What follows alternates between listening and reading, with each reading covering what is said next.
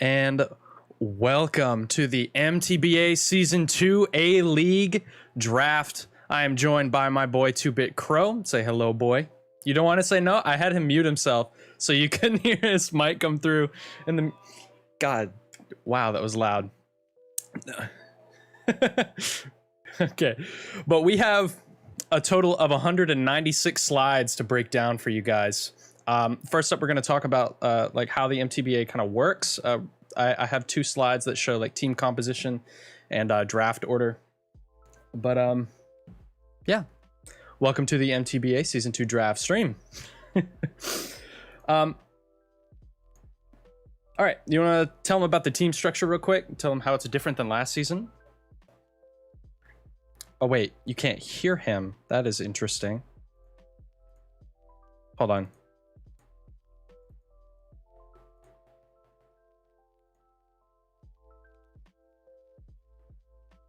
Say something now. Hi, hello, and good afternoon. I think that's probably a little bit too loud. Well, let's bring him down. You said, "Oop!" I think that worked. I said, "Oh God." Vitaly, you love me. Don't even act. Yeah, just let me know when I've found a good balance for it. But yeah, welcome again to it. If you want to say a few words, and we can get started talking about this.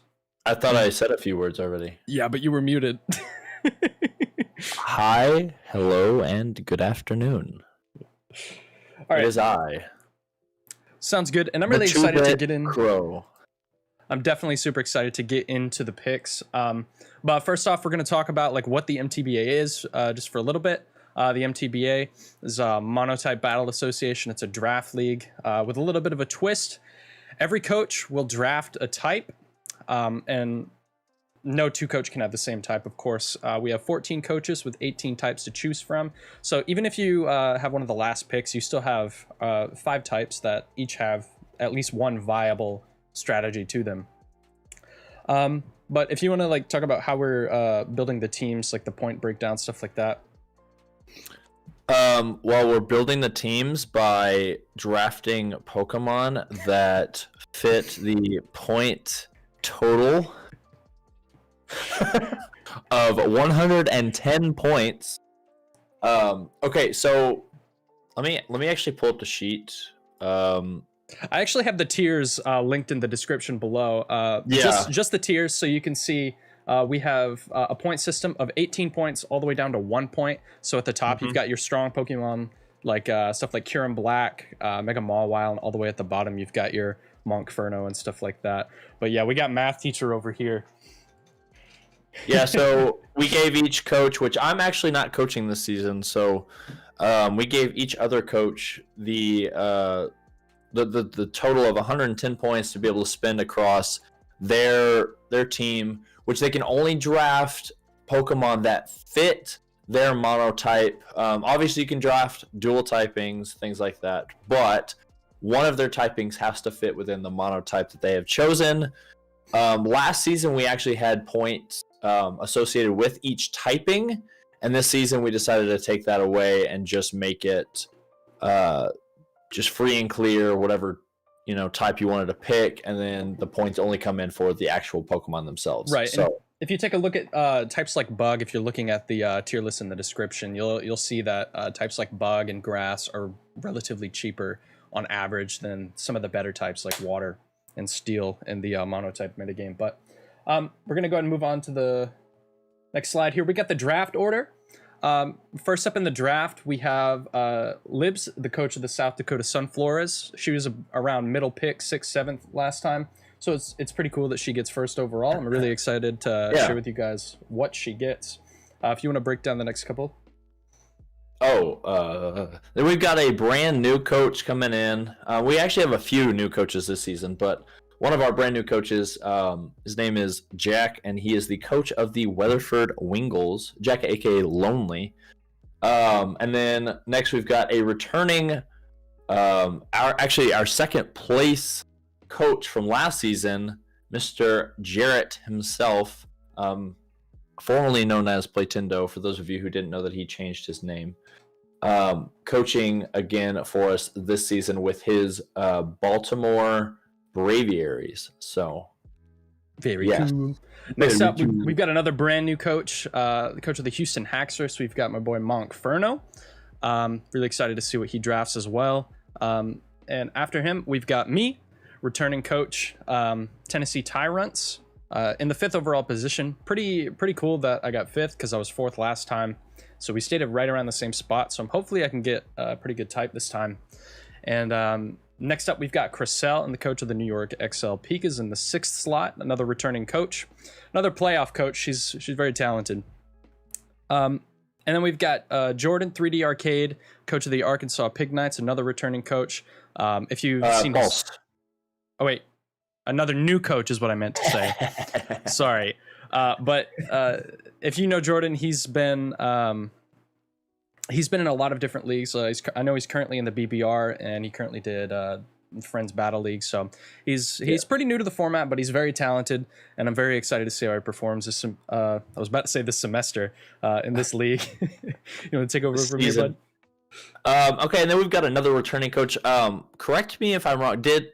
Did Salem actually pick up a playoff spot last season? I don't remember if he... Okay, so he did come in right under the wire into that play, because I knew it was pretty close for him. But Salem and his Solihull Samurats, a.k.a. Saiyan Salamander, for those of you who know him that way.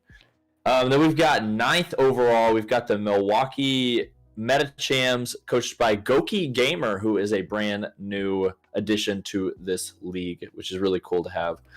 And then our returning number 1 spot from last year in the 10th overall draft spot.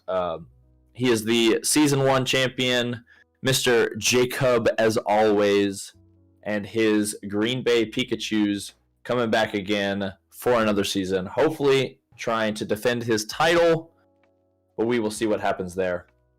And then... Oh, go ahead. Go for it. Next up, we've got an analyst from last season, actually, Sir Jather or Jackson. However you know him by, and his Arizona State Espeons. Of course, he did analyze for most of last season, so it's going to be pretty cool to see how he performs as an actual coach. And then next up, we've got another coach from the BBR, brand new coach, coach of the Texas Zygardes QSN. Really excited to see how he performs this season as well.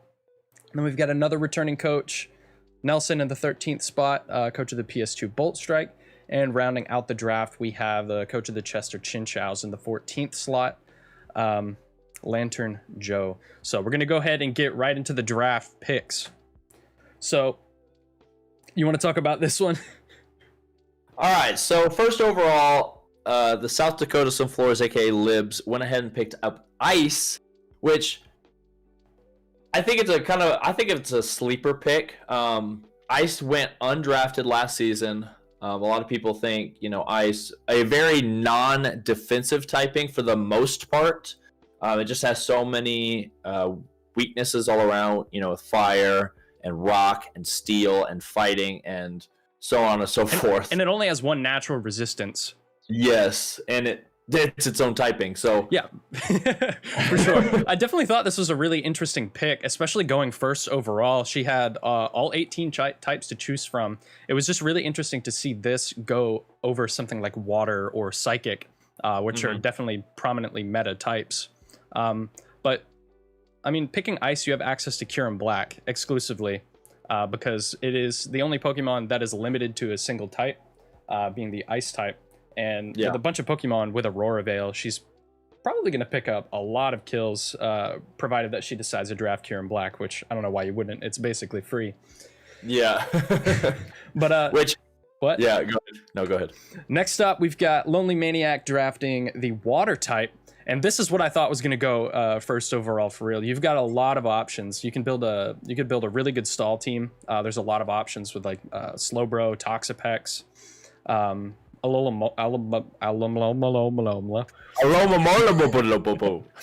but you've also got a lot of hyper offense options. Of course, you've got Dracovish, Greninja. You've got Mega Swampert, Blastoise. A lot of stuff that can just really perform well. Anything you'd like to add? I mean, I think you nailed it on the head. Water's just all around a solid typing to have, and Oh, for sure. I think it deserves to go top 5. So it's definitely a lottery pick for sure. So yeah, whenever you get top 5, you're pretty much guaranteed one of the meta picks, which is a pretty nice thing.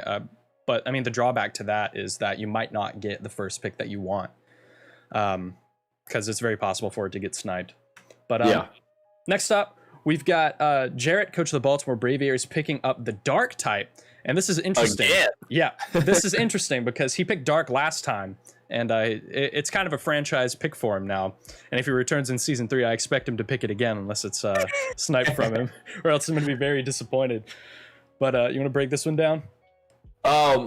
Jarrett, like I said, last season was able to go second in our league with the Dark typing. So I think him turning around to pick it up again this season just goes to show that he has a lot of trust in this typing, and I think he's looking to aim for the #1 spot this season to try to reprove that, hey, people, those of you who aren't picking, Dark in the first 3 slots, which he obviously picked it in the 3rd slot this season, but showing that Dark has something to do.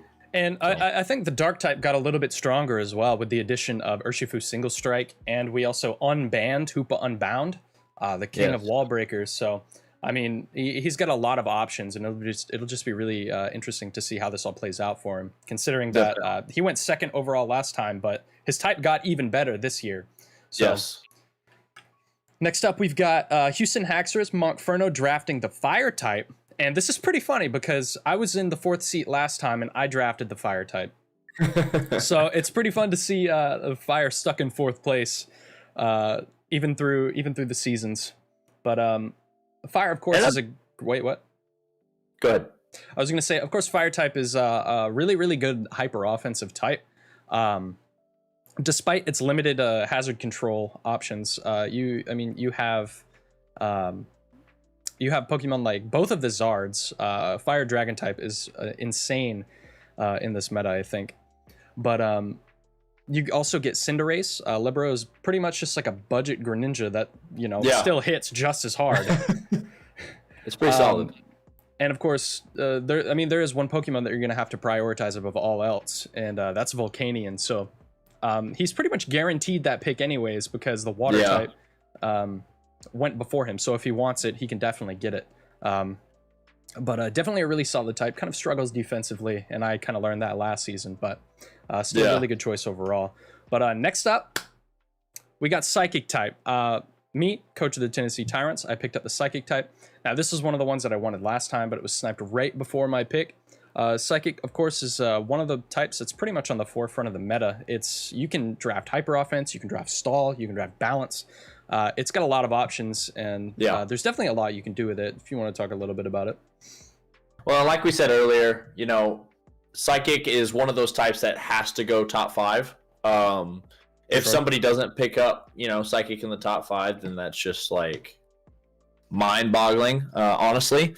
So it has so many just options within its tier between Mega Alakazam and Meggie Gallade, 2 of some very prominent Psychic type Megas, which either way you go with it is going to be powerful. Pretty much every Mega in Psychic is solid. You've got both of the Lotties. There's also Mega Medicham and Mega Gardevoir. So there's a lot of options to choose from here, depending on what kind of team that you want to build. And offensively, defensively, Psychic has it all covered. So no matter what you pick in Psychic, you're going to have a good team. Yeah, so. There's no way that you can go wrong. But next up, we've got Crissel picking up the Dragon type, coach of the New York XL Pikas. No surprise, Dragon is also a really, really good pick. I wouldn't exactly consider it at the forefront of the meta, but it's definitely up there, considering it only has 3 weaknesses, and Ice itself, and Fairy, and it has a whole lot of resistances. That's true. Cool thing about Dragon type is you have a lot of legendaries and a lot of pseudo legendaries, and they're all relatively affordable outside of Zygarde 50. That is true. Of course, Zygarde 50 is probably one of the best picks that you can get in this type. So it'll be pretty interesting to see if she gets it, see if somebody picks up ground. You have anything you want to say about this one? I mean, just to add on, obviously your mega picks as well are super, super strong in this tier. You can go both of the Megalades. Mega Garchomp isn't one of the better ones, but Mega Altaria being in this tier as well gives you that added bonus of the fairy typing. It's also your only fairy typing. Exactly. There's so many directions that you could go with Dragon as well. It's a lot like Psychic. There's just so many avenues that you can have. For sure. So definitely a good pick. All right, next up we've got 3D Arcade, coach of the Arkansas Pig Knights, picking up the fairy type.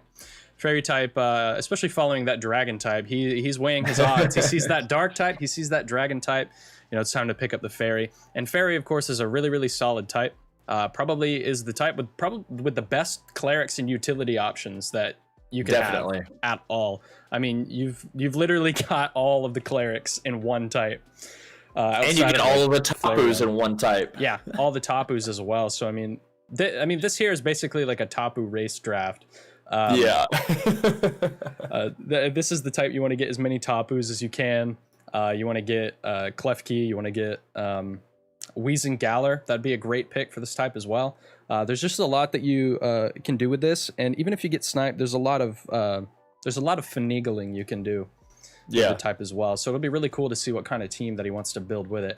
Not to mention Mega Mawile is in this, and that's definitely one of the premier wall breakers, especially in this type.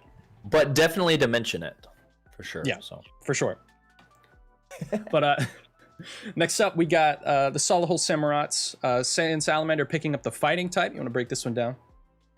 I see what you did there. Break it down because it's fighting type. Yeah, I get it. It's so funny. It's funny. Something that we definitely have to note in fighting type right off the bat is the addition, or I guess re-addition. I don't really know, but the addition of Blaziken Speed Boost in this season of the draft, because last season we banned it. We unbanned it this season for the draft. So Blaziken Speed Boost is on the table. Definitely something to, take note of. Obviously, you mentioned it before. Both of the Urshifus were added in thanks to the thanks to the DLC. So those are obviously something to be on the lookout for.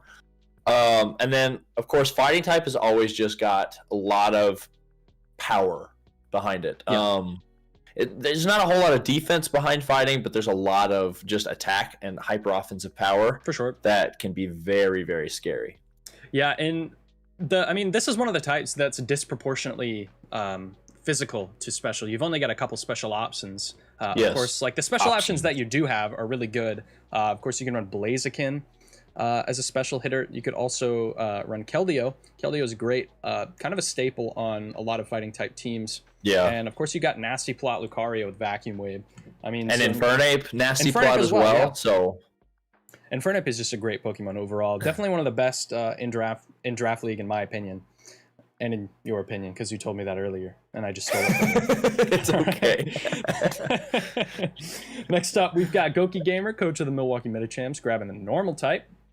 Can't go wrong with normal. No, normal it has a pretty interesting interaction because, of course, like your main stab isn't super effective on anything, but your only weakness is fighting type, and you have an immunity in Ghost. So, I mean, relatively speaking, it has a pretty good defensive matchup, and there's a lot of secondary typings and a couple of immunities that you can work with that you can build a really, really solid team. Of course, a lot of teams kind of struggled to break through, like the defensive core of Porygon 2 and Chansey. So it'll be interesting to see one, if he grabs them, and two, like kind of how this plays out for him. For sure. Normal's definitely... What? Go ahead. Go ahead. Nope. Well, I was going to say, because you're speaking on kind of the defensive end, there's also so much offensive power as well that can be drafted out of the normal typing. Right. Considering Mega Lopunny is always a threat. Plus, we unbanned Mega Kangaskhan as well, so having that parental bond potentially could be extremely scary. So something that's cool about Mega Kangaskhan is it's one of those Pokemon that can still two-shot you, and with no attack investment, because you could run Seismic Toss and literally just get 200 HP chunked off of anything. Yeah. Most of the time, it's not going to kill something, but it will two-shot most Pokemon. So, all right. Next up, we've got our Season 1 champ, Jacob, as always, coach of the Green Bay Pikachus, picking up the Steel type. If you want to break this one down. or I can't think of a steel pun. Oh. There we go. Bless you silently. I felt that one coming on for a while, and I was like, dang it. As soon as you threw it to me, I was like, this would happen. All right, so Steel typing this season. I think obviously Steel is a good typing overall. It's very defensive typing, and that's something that was interesting to me because I think last season Jacob drafted Flying, and he went he had a very strong hyper offensive core as well as a very strong hyper defensive core, and so he just kind of mixed it in very well. And with Steel, there's a lot of just hyper defense and a few hyper offensive mons kind of thrown in there. So it'll be interesting to see what he decides to do with this Steel typing. So, and of course we've got additions like Melmetal, which is the main one, and also we've added in Mega Mawile, like we mentioned earlier. So you've got two phenomenal wall breakers. The former of which is just something that can sit in front of anything and take at least 2 hits. So. Pretty interested to see what Jacob does with this type. Of course, you got like a couple really good defensive cores. The main one being Celesteela, Heatran, and Doublade. But I mean that kind of covers all your weaknesses. But and Aegislash got added back into Steel because last season it was only in Ghost typing, and we moved it back into Steel as well. So that you got Doublade, but plus you've got Aegislash to go for if you would like that as well. And next up, we've got Sir Jather, coach of the Arizona State Espeons, picking up the Flying type. Wait. And of course, this was the winning type last year. And Flying, it's actually crazy that it didn't go earlier because this is probably one of the premier meta types. You've got a lot of options to build an insane team with Celesteela, Landorus T, Dragonite. What did you got? Thunderous T with the Volt Absorb ability, Mantine. Yep. There's just a lot that you can do with this. And those aren't even that's not even the only viable option. There's a lot of different modes that you can run Flying. If you got a. Plus, all the new Galarian birds just got added in, which is insane. So many options. Plus, obviously we still have heavy duty boots. So that just makes Flying type just an all around solid typing. You basically draft boots if you do draft Dragonite on this type, though, because it's literally the best boots mon, I think, anyways. I would agree. But next up, we've got Cubicen, coach of the Texas Zygardes, picking up the Poison type, and I think Poison's kind of interesting because it's one of those things that just straight up almost loses to Steel entirely, just because it is completely immune to it. It's gonna have to draft around that, maybe pick up. Something like Nidoking or Salazzle to try to deal with that. But Poison's pretty good anti-meta, especially whenever you consider types like Fairy that are going to be really good in this sort of format. But pretty good pick overall. Yeah, there's definitely some really good things to come out of Poison. It's definitely one of the lower end typings, like we were talking about earlier. Bug and Poison are kind of at the lower end, especially since Pheromosa is no longer in this league. Yeah, or Naganadel. So Poison and Bug both kind of lost a lot in this season. So I'd be curious to see kind of what direction QSN decides to go in with this team to see if he goes, more hyper offensive, more hyper defensive, or if he just kind of tries to mix it up a little bit. So. All right, and next up we've got Nelson, coach of the PS2 Bolt Strike, picking up the Electric team, and kind of a funny interaction here because he had the Ground type last time, and now he's picking up the weakness. But Electric kind of plays a lot differently than he did last year. It's extremely hyper offensive. The only real defensive core that you can have in this type is going to be Zapdos, and Rotom Wash, or even Rotom Mode, depending on how you want to go. But no, I think it's a great type. Of course, it's got the addition of Rising Voltage, a second Terrain Setter, and Pincurchin. But Rising Voltage mainly, all of his grounded Pokemon are going to be hitting like an absolute truck. Now, the only thing I will say about Electric is we did decide to ban Regieleki, which would have been an insane pickup for Nelson had he had that option. And something to note about Electric, it's it's headed towards the lower end of the draft pick because the highest pointed Mon is Tapu Koko at 16 points. So he actually has the opportunity to draft a very cheap but very promising team to see if he. For sure. We'll see if he decides to go that way. Especially with Mons like Alolan Raichu getting access to Rising Voltage can outspeed the entire metagame and just kill everything with one move. But last but not least, we have Lantern Joe, coach of the Chester Chinchows, picking up the Grass type, which I think is pretty interesting. After seeing very defensive type. Yeah, for sure. Definitely a very defensive type, which is ironic considering it's one of the types with the most weaknesses outside of Rock. But I mean, I think Grass is a couple of different Mons that really cover its weaknesses pretty well. In Ferrothorn, Mega Venusaur, and Appleton. Yes. Taking care of a lot. One thing to note though is this type in particular has very limited hazard removal options. You've got Rotomo with Defog. You've got Delmise with Rapid Spin, which is Grass's only spinner, I believe. Yes. And then you've got Serena. Sarina. You've also got Tropius, and you've got Shiftry. Shiftry is actually like a great like anti-fire pick, especially because with Charizard Y, of course he's looking at like a Sun team. So I mean, if they face in the regular season, that's going to be a pretty interesting matchup. Seeing for sure Shiftry run like Hidden Power Rock and Growth or something like that. But you can look at the round 0 recap. Look at all the types that we have drafted. We have a couple types that didn't go. Surprisingly, Ghost didn't go. Ghost and Ground were probably the two biggest ones that stick out to me about, not being picked up at all because like last season, I gotta say, I enjoyed heavily using Ghost. I thought it was and I still do think it's a very good monotype. For sure. Has an and there's a lot and of a couple good weaknesses and and there's a lot of good Mons just to be able to draft out of that tier. So for it not to go at all was very interesting to me. And then Ground is always just a very solid, both defensive and offensive option. So for it not to go as well was for sure very interesting. So, but then the other types that didn't go were Rock and Bug. Rock isn't super surprising because with 14 coaches, between the types that did get drafted, you're going to get sniped hard because Rock, despite being sort of like a lackluster defensive type, some of the best Pokemon in Rock are also some of the best Pokemon in all the other types. So, yes. Well, and like you said, it's got the most, besides Ice, has the most weaknesses in the meta. So it just makes it very difficult to draft a Rock team and try to cover all of those weaknesses at the same time. For sure. So. All right. And then Bug didn't go, but without Pheromosa, most people aren't draft Bug anyway. For sure. But okay, so for the first pick overall, we are snaking back around. We've got Lantern Joe, Chester Chinchows picking up Mega Venusaur.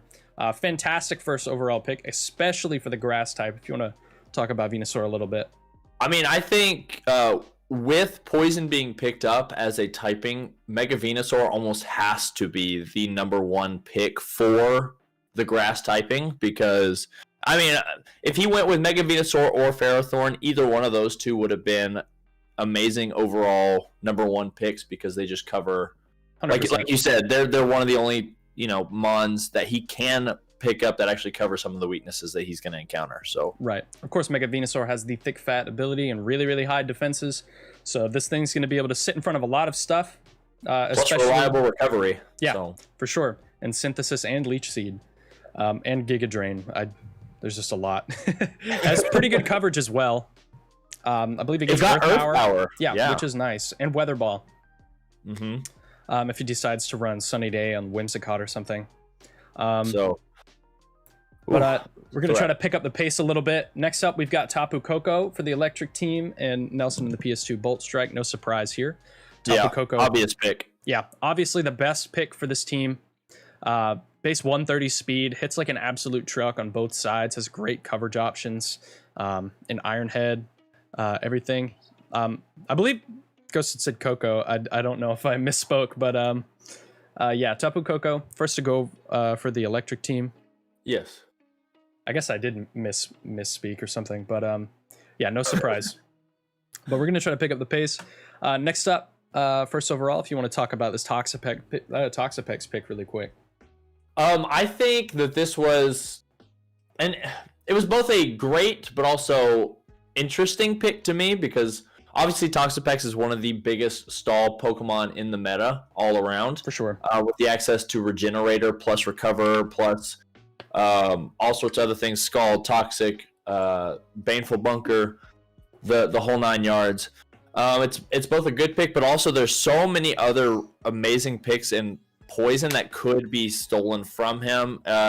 If he decides to go in a defensive direction, then this is a great pick for him. If he decides to not follow along suit with Toxapex, maybe it wasn't the greatest pick, but I think all around it is a good pick for sure for him to have. So, all right, next up, we've got Arizona State Espeons drafting Celesteela in the flying type. Absolutely no surprise. Celesteela is definitely one of the best Pokemon in this entire metagame.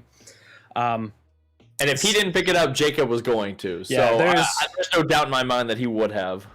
Yeah, Celesteela, of course, definitely one of the most versatile Pokemon and gives you the unique move for this type in Leech Seed outside of Tropius, I think.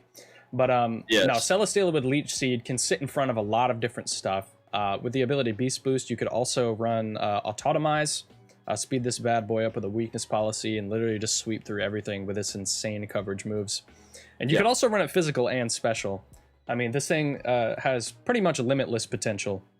Yep. But next up, for the Green Bay Pikachus, we've got Heatran as the first pick. Do you want to break this one down? I thought this one was pretty interesting. I mean, it makes a lot of sense because it covers his fire weakness right off the bat. And looking at just kind of the steel typing, obviously he's going for something that could potentially be sniped from him.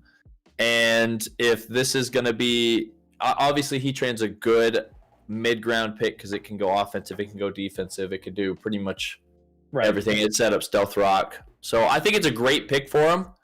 And he had a lot of potential options for his first all-around pick. So this is definitely a good choice. Yep. And so next up we've got the Milwaukee Metachamps, Goki Gamer, the normal type team picking up Staraptor. And I think this is a pretty interesting choice.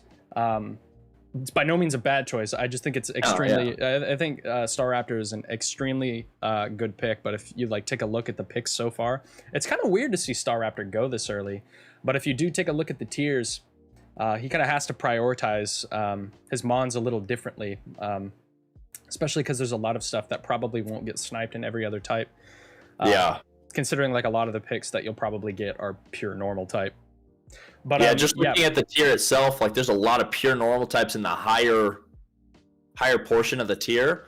So for him to go this makes actually a lot of sense. For sure. And of course, it's got two great abilities in Intimidate and Reckless, with insane coverage options in Close Combat and Brave Bird, along with Pursuit Trapping and U-Turn. So I mean, overall, I think this Pokemon is really, really solid. Definitely one of the best Scarfers that he'll get. And next up, we've got Saiyan Salamander picking up Blaziken. No surprise here. If you want to break this one down.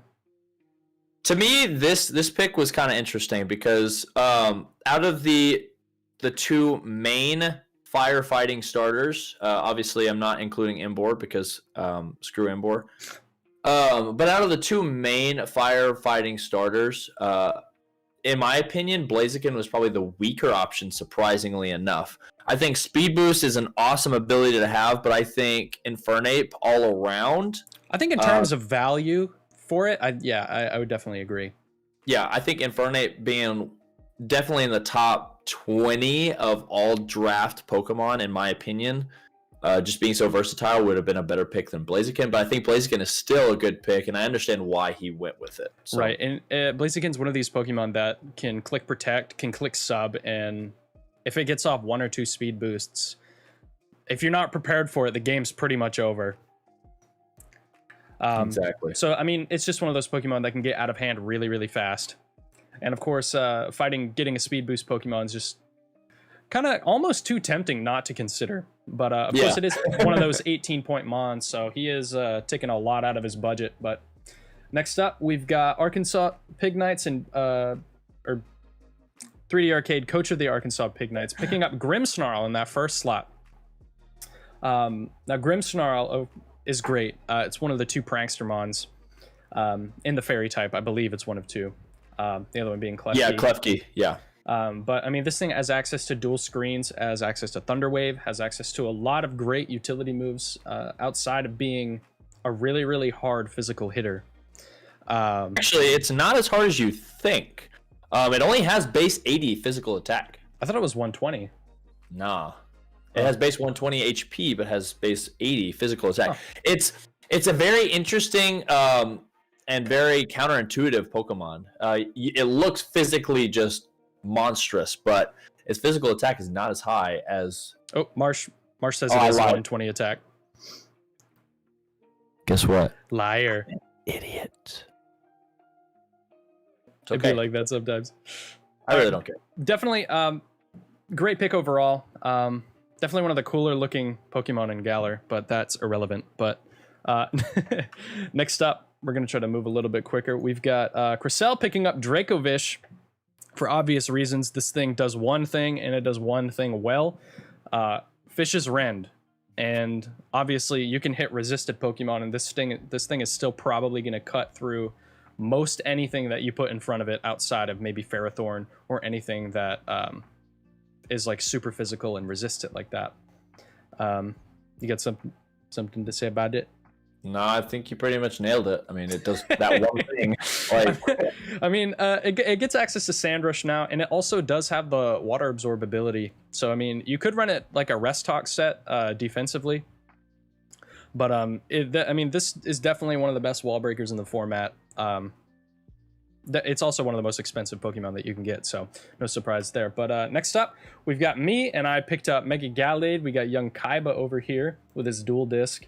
But Meggie Gallade is a fantastic wall breaker. I opted to go this route, the Meggie Gallade route, over the Mega Zam route, which was my original plan, just because you don't really have many good psychic fighting options, and this one was just way too good to pass up. It's bulky enough, has access to bulk up, even Calm Mind if I decide that I want to run special for some reason, has access to Will-O-Wisp, Wish, Teleport. I mean, this thing is just really, really solid. oh, for sure. But Like, if you didn't, I mean, if you didn't go one of those two, I was gonna be mad. yeah, it's got 1 TED speed, so it's gonna outspeed a lot of those, a lot of the Pokemon that aren't scarfed outside of like the really fast electrics, and water types. So I really, really like this pick. But next up, we've got Houston Haxorus, Montferno picking up the Volcanion. You want to break this one down a little bit? Yeah, I think you kind of mentioned it earlier. I think you foreshadowed it earlier about when he picked up the fire typing. Volcanion's kind of like an immediate need for his team, just because it covers his water weakness. And if you don't get it, you're pretty screwed. Yeah, and I think the water typing is going to actually be very upset about losing this pick as well. Because this one is a great grass answer. Yes, it goes both ways for water and fire. So for sure. Even though, I mean, obviously the water absorbability doesn't do too much for the water team, but I mean, Volcanion is just really, really, really solid, especially on the fire type. So yeah, that's pretty much it with that one. But then we've got Greninja. Jarrett, coach of the Baltimore Braviaries, picking up Greninja. If you want to talk about this one too. I mean, I think he almost had to go Greninja. Oh, yeah. Round one. You can't not pick up Protean Greninja if you have the option to. And so, you know, if he knew that, because I think Water's either up next or 2 picks away. I can't remember exactly the order right now, but Water should be next. You basically have to pick up Greninja. What's interesting to note here is that so far in this round, 4 of like the best water types have all been picked up. Yeah. Last season it was poison, but this time it looks like water's getting it's getting shafted pretty hard, losing a lot of power picks. Especially this one's so close to the water pick, it hurts a lot. It hurts me. But for sure. Greninja's definitely one of the best and most versatile Pokemon in this metagame. I mean, I mean, with the ability Protean, you can change types, so you always have Stab. It's got stuff like Shadow Sneak, Water Shuriken for priority moves. Yeah. It's a great mixed attacker as well. And you've also got, what's it called? Spikes. Or is it T-Spikes? It's one of them. It's Spikes, yeah. Okay, cool. So, I mean, you've got another hazard setter. So, I mean, just great Pokemon overall. It may be Toxic Spikes. Or maybe both, actually. I don't know. Who knows? Just ask Marsh. Marsh will tell us. But next up, we've got Lonely Maniac picking up the Meggie Gyarados. I thought this one was pretty interesting myself, if you want to talk about it. I think it was definitely a very interesting pick. I think you just had to almost... I don't know. I don't know if you thought maybe it was in flying, because I felt like it was in flying last season, but I could be wrong. But if it wasn't, I'm not exactly sure why this went first. I mean, he could have saved it for later, considering how much he'd been sniped already. Right. But I think out of the options that he had left over for mega picks, this was definitely a good one, a good mid-ground one, especially if he was... I don't really think there's a bad mega pick in water. Oh yeah, you got Mega Blastoise, Mega Swampert, and Mega Gyarados, and this is the cheapest of the three. So and Sharpedo. That's true, but nobody cares about Sharpedo. So you leave Sharpedo alone. Because and something that I don't know that we mentioned, but you have to Mega turn 1, and so that basically just nullifies Sharpedo's speed boost if you wanted to Mega that. So and there's also Mega Slowbro. Yeah, that is one. True. That one's really good, especially with the addition of Body Press. It's like a water Aggron. All right, but after Mega Gyarados, we've got South Dakota Sunflores, Libs picking up Alola Ninetales. Almost a mandatory pick here. Yeah, for sure. Definitely a needed pick for her team all around. So definitely the best Aurora Veil and Hail Setter that you could possibly ask for in this typing. Of course, a lot of Pokemon now do have access to Aurora Veil, especially a lot of the cheaper Snow Warning Mons in Vanillux. And even, I'm not sure if Abomasnow gets it, but I mean, if it's there. So, I don't think it does. I think only Auroras and Alolan Ninetales are the two Hail Setters that actually get it. So I know Vanillux gets it too. Does it really? Mm-hmm. Okay, well, cool. That makes 3. Were you gonna say something? Oh, I just went ahead to the round 1 recap. Oh, that worked. That's fine. All right, but we look here at the round 1 recap. Of course, we got a lot of really, really strong picks. Water was definitely a highly contested type this round. And of course, Pokemon like Celesteela, Pokemon like Dracovish, Blaziken, these ones are definitely obvious choices. And the next couple rounds, we're probably still going to see a lot of round 1 worthy picks going. Just because, like, in this format, you kind of have to prioritize your picks a little different. Oh, yeah. But this is a great round. I see a lot of Mons here, and I don't really think any of them are wrong. I think there's a lot of picks here that you could justify bringing round 1. So I think everybody did a pretty good job going first with their picks. So next up, we've got Libs again coming back around on the wheel, picking up Cloyster. I think this one is pretty good. So what you got for me? And yet again, another water snipe right off the bat at the start of this round. I'm not sure if he was going for it or not, but it's definitely another snipe for that typing, which just kind of adds insult to injury. So, yeah, and Cloyster is definitely a fantastic Mon. It's one of the best. It's a great weakness policy Mon. It's also a great Shell Smash Mon with the ability Skill Link. This thing can pretty much plow through your entire team and not care, and pretty much shrug off anything you hit it from on the physical side. But yeah, that 180 defense is absolutely insane. Scary as well. Yeah. But great pick. Great team so far. And next up, we've got the Weatherford Wingulls, Lonely Maniac picking up Pelipper. Pelipper, staple Mon on a water team, if you want to talk about this one for a little bit. It's definitely a staple pick. It's something that is curious to me if this didn't go to water. It was curious to me if Jackson was going to pick it up in flying. Obviously, it is a staple pick in water just because it has the drizzle ability and it gives access to Swift Swim now that he has picked it up. So I could definitely see with him picking up this Pelipper that he's going to start going in the Swift Swim direction. Oh, for sure. It's almost guaranteed at this point. So, but next up we've got Urshifu Single Strike.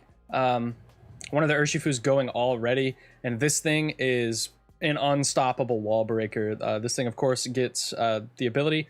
Can't remember what it's called, but it goes through Protect on contact moves, and it also has the ability or the move Wicked Blow, which always which is crits. crazy. Yes. Yeah, so you cannot click Protect in front of it, and this thing's going to crit you anyways. This thing it's despite being 4 times weak to Fairy, this thing is really, really bulky on the physical side. And I mean, this might even also be a pretty viable Assault Vest user. But I mean, of course, like Scarf and Band are going to be better sets. Plus Life Orb, and it gets Sucker For Punch. Sure. Like, it gets so many options. Yeah, and it's also a pretty good like mid-speed tier pivot. It's at 97 speed, so it's going to be faster than your base 95s. But Yep. I mean, yeah, really, really solid Pokemon overall. And then next up, we've got Houston Haxorus picking up Victini, another staple fire pick. Definitely the best wall breaker outside of Urshifu that's gone so far. This thing is a really, really versatile. It hits from both sides. Probably one of the best Scarf cleaners with 2 really good moves in V-Create and Bolt Strike. If you want to talk about this one a little bit.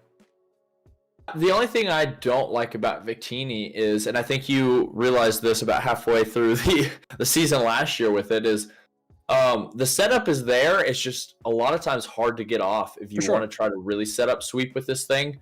It has the potential to sweep, but because it's one of those pixie Pokemon or fairy, whatever they called, mythical. There you go. Mythical Hold that thought real quick. We're getting a Jacob as always raid. Yo, what's going on, Zeb Striker Army? Thank you for coming out. We're in round 2 right now. We're about to wheel back to Jacob's pick as well. So thank you guys so much for coming out. Yeah. All right, we're gonna get back into the picks.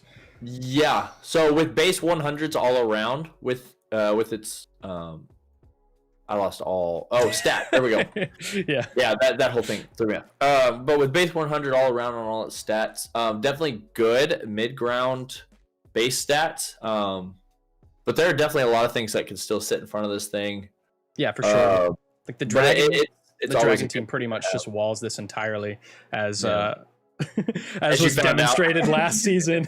But yeah, thank you guys so much for the raid. It was a really crazy raid, and hopefully you guys like Draft League.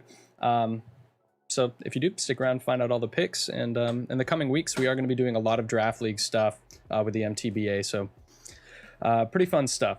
So next pick we've got Tapu Lele. No surprise here, I kind of had to pick Tapu Lele. Psychic Surge, unfortunately it doesn't get Expanding Force, but this thing is still a force to be reckoned with. Yeah. Tapu Lele effectively gives me another neutral to the dark type, and is my primary terrain setter, and this thing just does so much. One of the best Scarfers that's out there, and I'm just gonna have a lot of fun building around it. No surprise here on my own pick. Be quiet, Flamesag.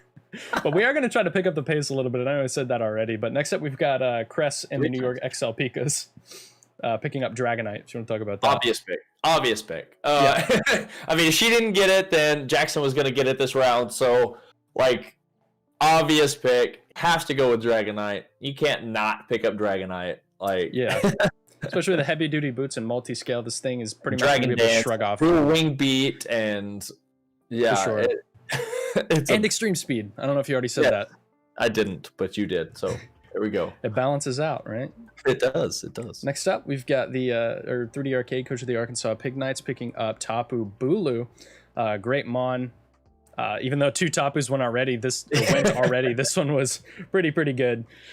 Tapu Bulu, unfortunately, it doesn't get Grassy Glide. It would have easily been one of the best Pokemon in the format otherwise.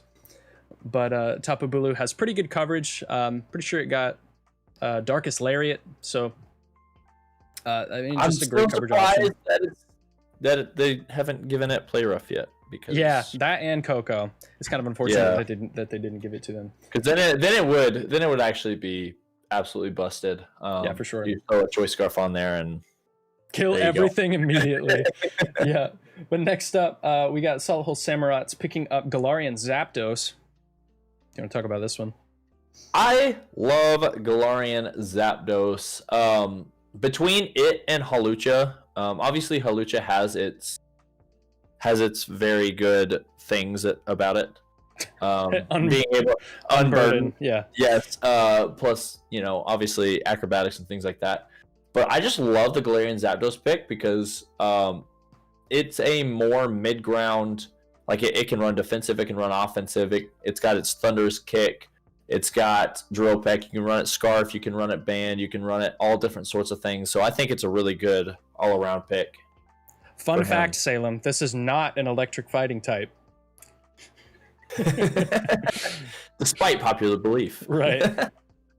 I mean, the type on this thing is really ambiguous looking, but yeah. Next up, we've got Goki Gamer and the Milwaukee Metachamps picking up Heliolisk. Heliolisk, another great option. Definitely one of the better options for the normal type. Doesn't really affect its resistances at all, but you do get a lot of great coverage moves, and also you get the addition of Glare. Glare, of course, being a 100% accurate paralyzing move, and that's always just annoying to deal with. That is true. If you want to talk about it.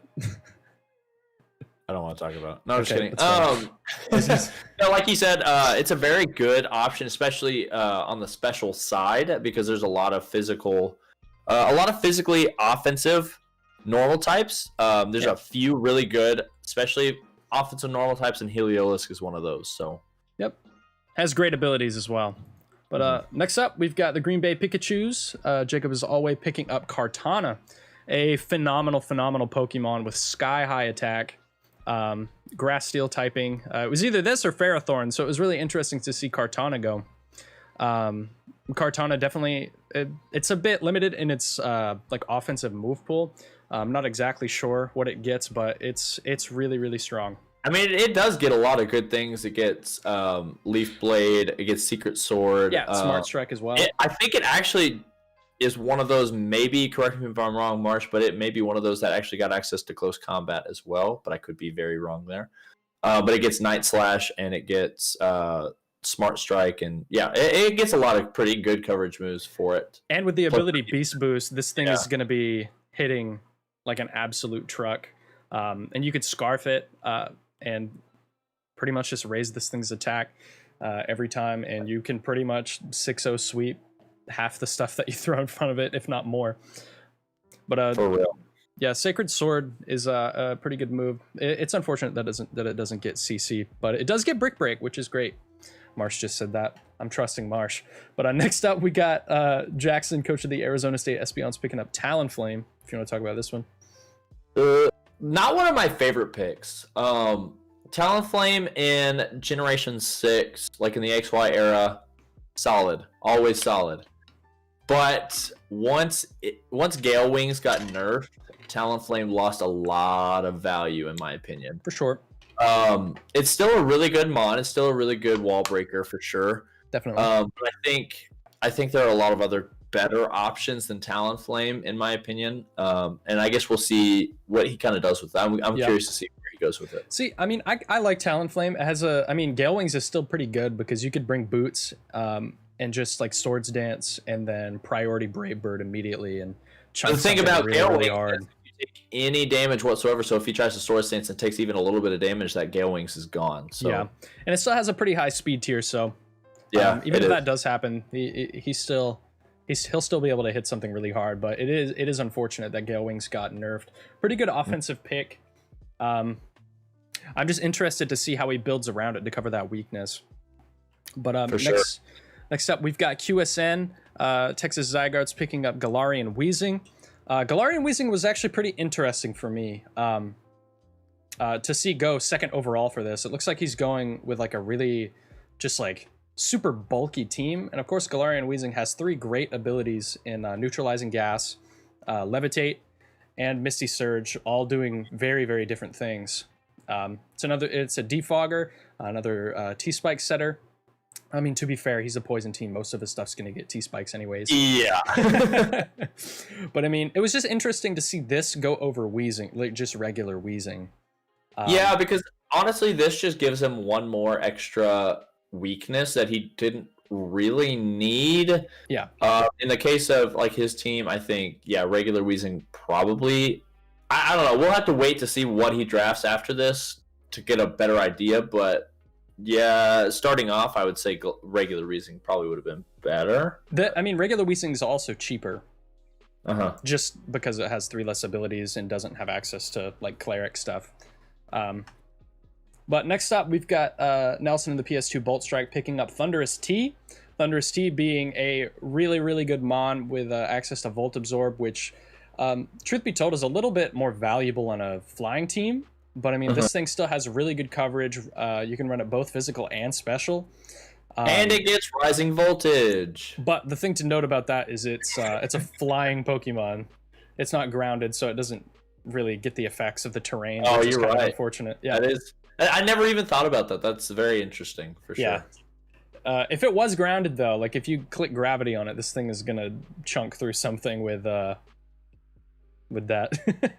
Marsh brings air balloon Thunderous T, but a really solid pick. And last up for round 2, we've got the Chester Chinchou's Lantern Joe picking up Ferrothorn. No surprise there it here. goes. Yep. We talked about Ferrothorn in round 1, and just seeing Venusaur and Ferrothorn go first and second overall for this team is no surprise. He kind of has to build super defensively with the grass type. So especially with Kartana gone now, like he definitely has to go more defensive.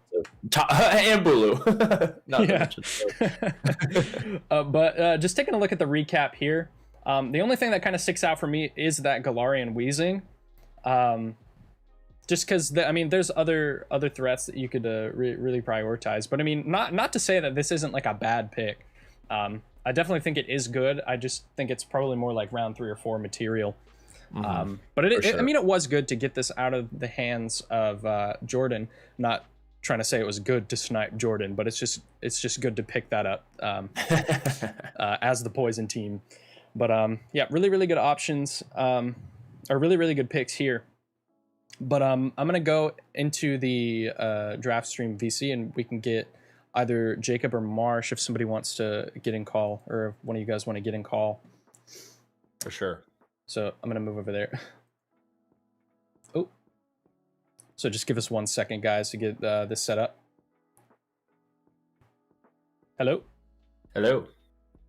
I believe. Hello. Ah, there we go. Hello. All right. So we've got Marsh in. Marsh is one of our B League coaches this year, and he's also an analyst for the A League. He was an analyst last time. A lot of fun. Yep, a lot of fun. Let me see if I can bring your volume up. Yeah, I'm pretty quiet. I'm like. Okay. Yeah, just let me know if you can hear Marsh, guys. But through these next couple of rounds, we're probably going to limit ourselves to 1 person talking per pick, just so we can speed things up, especially with 3 people in call. So we'll just go me, 2-bit Marsh, and then me, 2-bit Marsh. Sound good? Sounds good. All right. Sounds like a plan. So going first in round 3, Lantern Joe, coach of the Chester Chinchou's, picking up Whimsicott. No surprise here with Tapu Lele gone. This is pretty much the only other viable grass fairy, or in my opinion, that he has access to. Of course, this thing is Prankster. It's got Sunny Day, so if he gets Chlorophyll Mons, he can really tear through some stuff. I mean, and this thing just does a lot of stuff really well, just in general as a nuisance. But yeah, pretty good pick. And next up, we've got the PS2 Bolt Strike picking up Rotom Wash. You want to talk about this one? I think this was definitely a necessary pick. For sure. Obviously, he's been going hyper offensive for the first 2 picks. He's got to pick up something that can take a couple of hits at least. And of course, Rotom Wash is one of the better Pokemon in the format. It's got a pretty solid typing plus levitate ability. Obviously, all around a great Pokemon, so a good pickup for him. And next up, we've got QSN and the Texas Zygardes picking up Salazzle. If you want to break that one down, Marsh. And Salazzle's a great mon, especially for its speed stat. In Poison, he's going for Toxapex, Galarian Weezing, so having some speed in 117. especially on that special side, is very nice. The fire typing is good coverage for him. It's a lot of good coverage.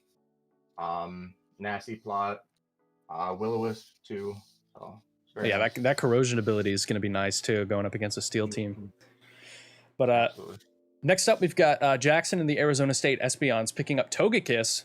No surprise here. Last time, Marsh is a bit quiet. Okay, hold on, let me turn him up. Testing. Is it any better, stream? It should be better. I cranked you all the way up to max. Yeah. But next up, we've got Jackson and the Arizona State Espeons picking up Togekiss. This is interesting because last time the flying team picked up Togetic.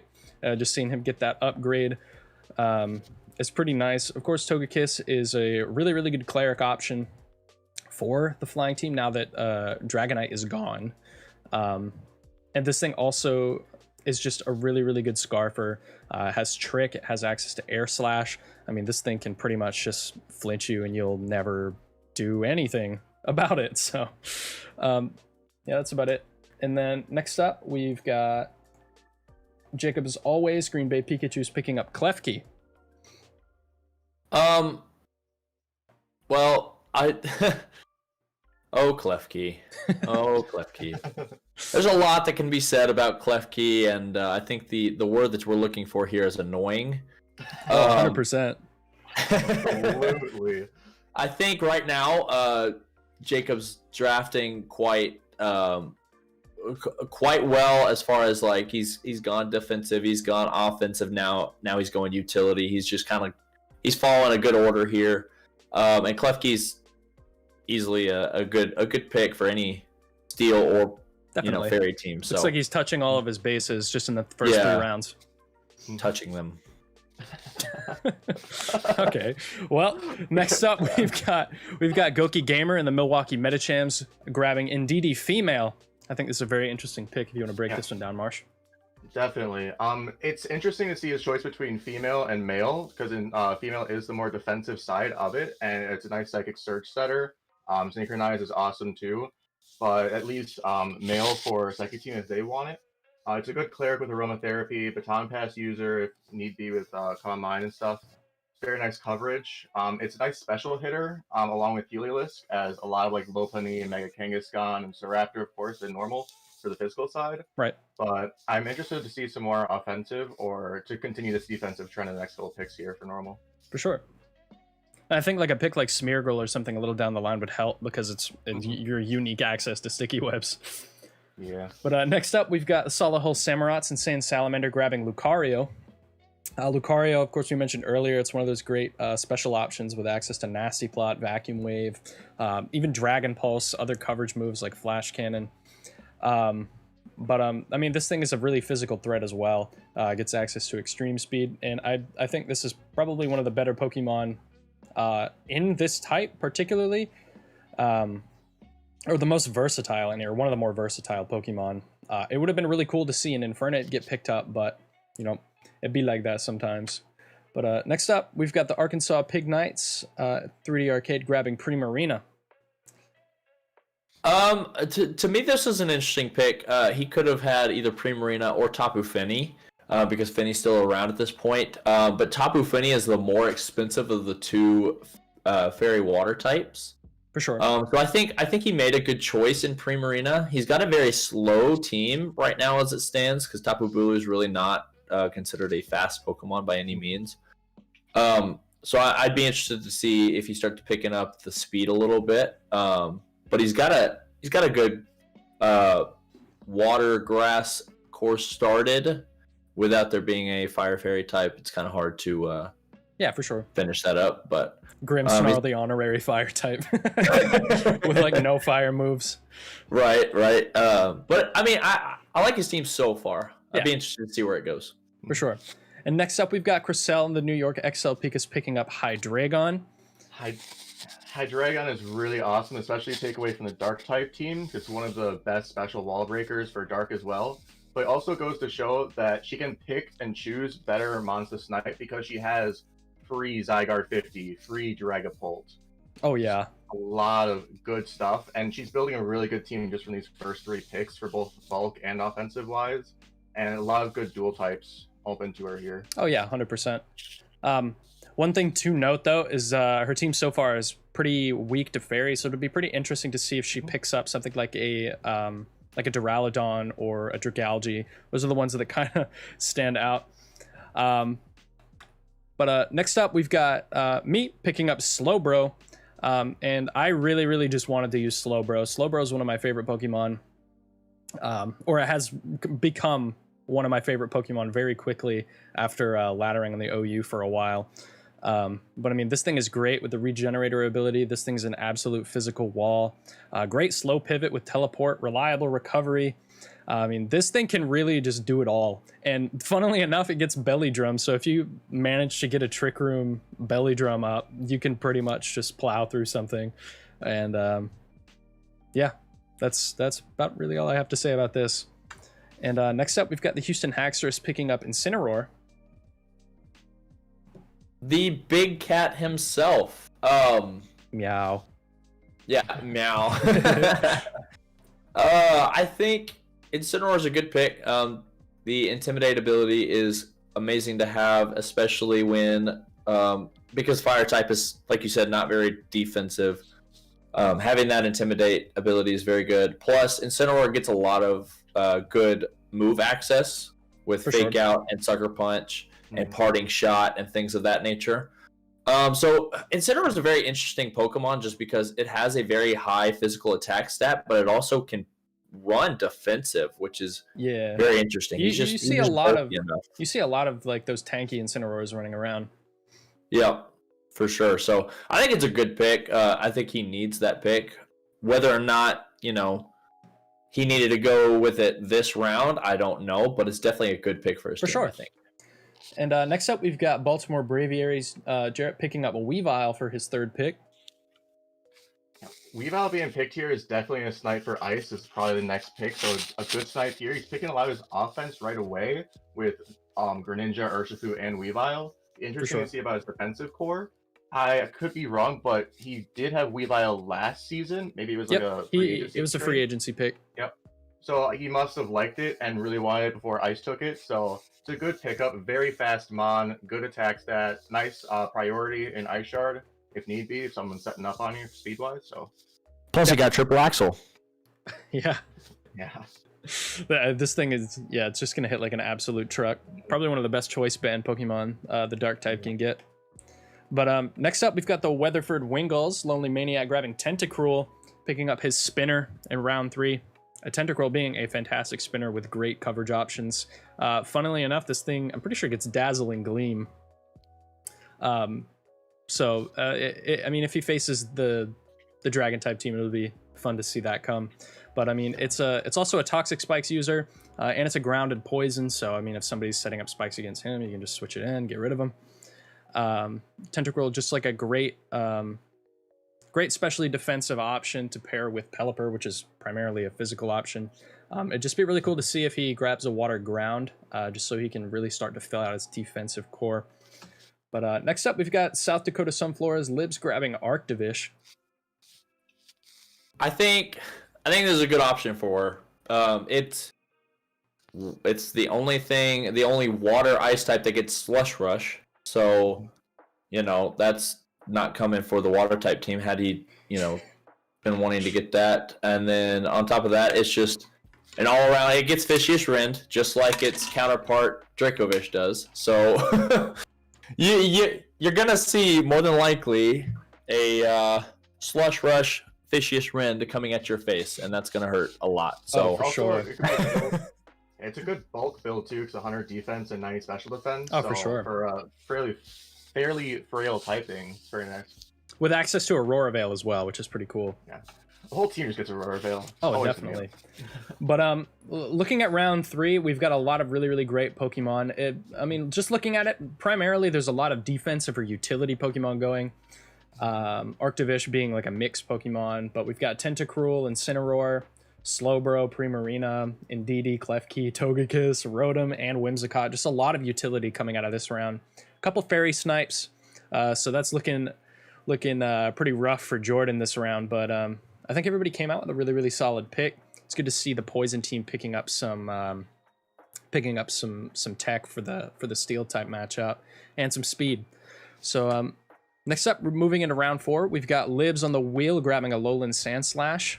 I don't remember whose turn it is. I think it was me. Okay, go for it. Alolan Sandslash is really nice. It is quad weak to fighting, which is still another type she has to really cover here, other than Alolan Ninetales. But it does have a really nice attack stat with Slush Rush. Great Rapid Spinner for her. So it's just Slush Rush Rapid Spinner. One thing to note about this though is if someone's running Mach Punch, which is obviously like a very like limited tech that can be used against her team, this thing will probably just die immediately. It's also interesting to see her going for some lower point picks because she does have free Kyurem Black, free Glastrier, so a lot of stuff is just free for her for the rest of this draft. So yeah, it's just interesting to see the order that she has to go. Yeah. So next up, we've got the Weatherford Wingles grabbing Ludicolo, a great Swift Swim Pokemon, and just giving you the grass typing. Ludicolo is a really, really solid pick. I'm pretty sure it can run both physical and special. Obviously, getting really, really great coverage options like Ice Beam, and that's about all I can think of.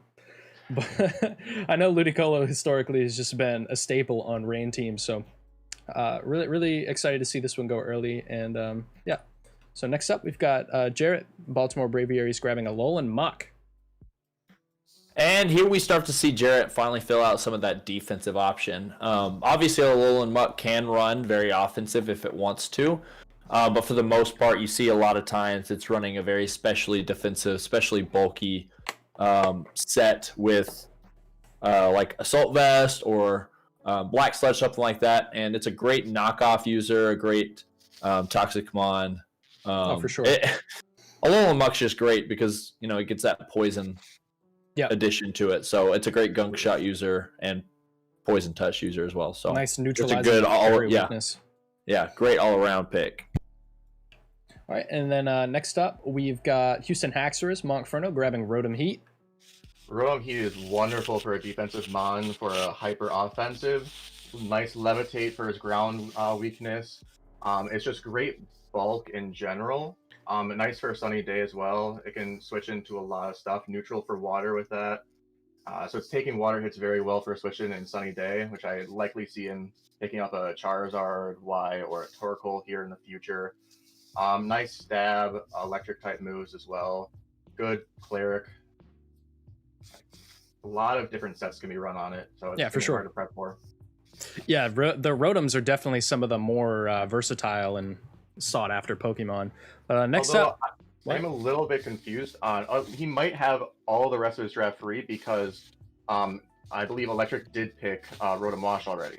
So I don't really see them picking 2 Rotoms. But yeah, I mean Salem drafted 2 Rotoms last time. Well, yeah, but it worked out well for him. Yeah, go ahead. I mean, it worked out pretty good. He made it to playoffs. But next up, we've got the Tennessee Tyrants grabbing Galarian Slowking.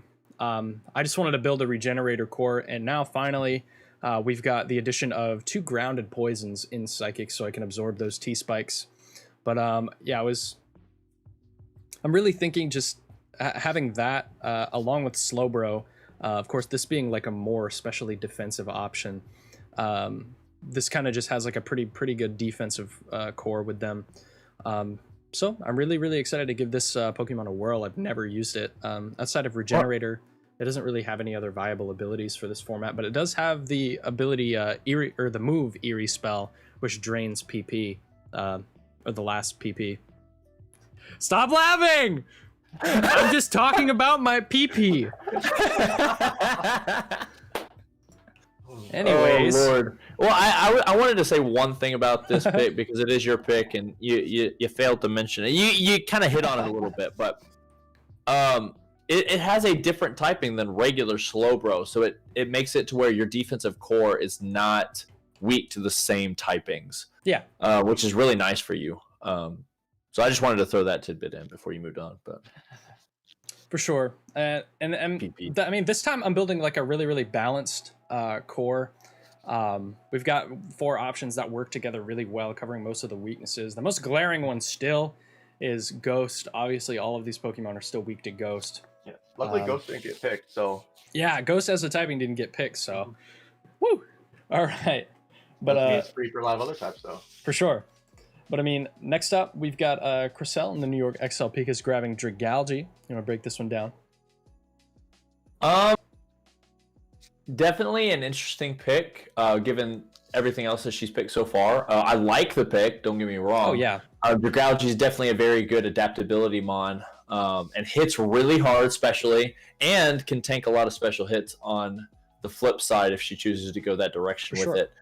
I just think it kind of gets over, and it gets Toxic Spikes as well. I mean, it can run some utility stuff as well.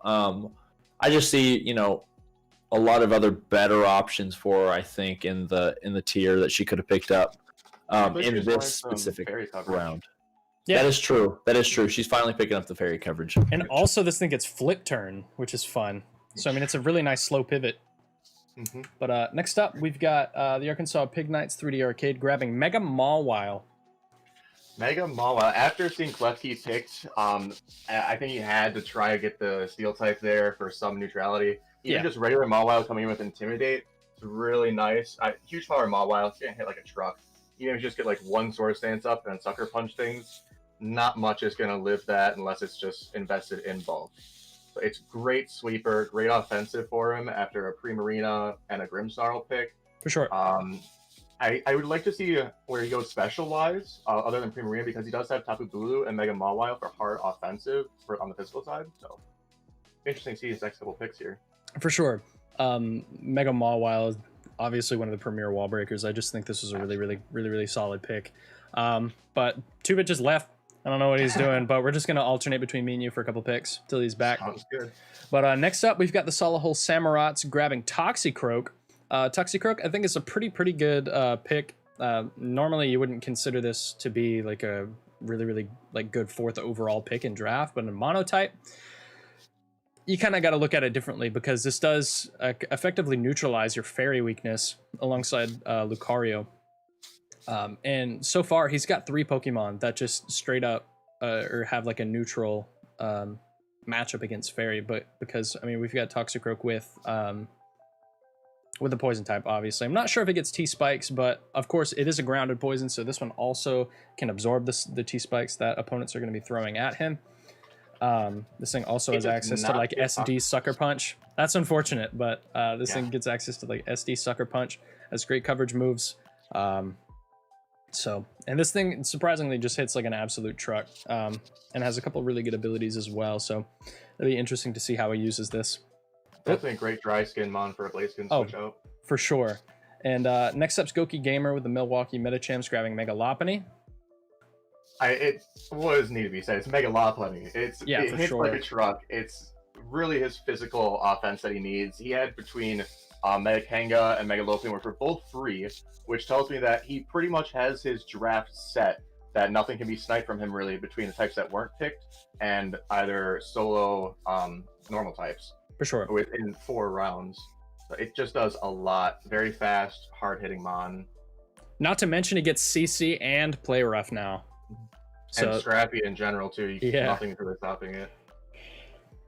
All right, yeah. Next up, we've got Jacob is always grabbing Bronzong. Probably one of the best defensive options outside of the Pokemon with immunities. Well, I mean, this one does have an immunity in Levitate. But, I mean, this Pokemon also gets heat-proof, so it can effectively deal with 2 weaknesses at once. It's also a really great rock setter, screen setter. A pretty good rest hawk mon as well with, like, Calm Mind, Gyro Ball. I mean, whatever you want to run, Bronzong's always a really solid choice. For Steel in particular, I definitely would have gone with this over Metagross or any of the other Steel Psychic Pokemon. I think those are really the only 2 viable options, anyways, unless there's something that I'm missing. But yeah, pretty good to see Jacob picking up some more utility, some more defense. But next up, we've got the Arizona State Espeons Jackson grabbing Crobat. Oh yeah, I forgot about Jirachi. Flamesack's right. Jirachi is really great. But we've got Jackson grabbing Crobat. If you want to break this one down. Sure. He said no. No. Well, he started talking, so I just thought. Oh. Crobat, obviously a good, very fast physical attacker. Can also run some defensive options. Has reliable recovery as most of the flying types do, with Roost, obviously. So, I mean, I think Crobat is a very good pick, and it's a great snipe on poison. So, Cool. All right. Next up, we've got Texas Zygarde's QSN grabbing Drapion. Speaking of poison snipes, poison sniping Dark for Drapion is a very nice mon. I personally love Drapion. Good battle armor, sniper, very good abilities. Nice defensive bulk with 110. He's really a bulky team here right now in these first 4 picks or so. Be interesting to see where his higher cost picks are other than the Toxapex there. For sure. It's a lot of coverage. Nice Home Claws mon, Swords Dance, Taunt. It gets Toxic Spikes too. Well, of course, everything else does. It's kind of like baby Alolan Muck. Of course, Alolan Muck was a pretty good snipe from it, but I mean, this one still kind of does the same thing, just not as effectively. Absolutely. But next up, we've got PS2 Bolt Strike, Nelson grabbing Toxtricity. Great throat spray Pokemon, access to Shift Gear. This thing can Shift Gear and then just Boom Burst or Overdrive your whole team. What are you drinking to it? Is that chocolate milk? I love chocolate milk. I really want some. But delicious. Toxtricity, of course, it does have that 4 times weakness to ground, but I mean, obviously this thing is going to be a pretty good air balloon user to bait in the ground type moves. And this thing hits like an absolute truck, and it's a pretty good value pick. So pretty interesting to see it go. It's pretty interesting to see it go before something like Zapdos, but not a bad pick. And next up, we've got the Chester Chinchou's grabbing Rotomo. All right, Mo. This man. I think I'm honestly not sure how to look at this. I'm not sure that Rotomo was necessarily the most needed option here, but it is good to cover his flying weakness. Sure. It helps Ferrothorn kind of have, not have to do it all by itself. So that's definitely something good to look at. Obviously, anytime you pick up a Rotom, though, it's good utility. Period. Love Rotom. With lots of different options. So definitely a good pickup, especially with defog and all that good stuff. So 100%. All right, next up, we've got the end of the round. But looking at the stuff going here, no surprise, we see 2 more Rotoms go after I'm pretty sure Rotom Wash is already gone. We see a lot of poison go this round. So like we were talking about earlier, poison just gets sniped heavy. We've got Slowking, we've got Dragalge, Muck, Crobat. Of course, the poison type team got Drapion, but there's also Toxtricity, so just a lot going for them. We see phenomenal wall breakers in Lopunny and Mega Mawile, and some pretty good Pokemon all around. So next up, we've got the Chester Chinchou's on the wheel pick grabbing Celebi. I think that's Marsh. Yeah. Celebi is a great mon. Obviously, it's 100 stats across the board, so physical or you could go both offensive or defensive sets. For sure. I'm curious to see because he has like almost purely defensive right now, and a lot of his points have been invested into things like Mega Venusaur, Ferrothorn, Rotomo. So I'm curious where his offense is coming from. Right now, it is one of the best bulky teams that I can see here. This Celebi is going to be very susceptible to bug, but it's a great mon in general. A lot of coverage, a lot of options, hard to prep against, but For sure. it's more bulk. Really. Yeah, it's also a really great cleric option, so it's pretty cool to see that come. and great setup too. Oh yeah. So. And next up, we've got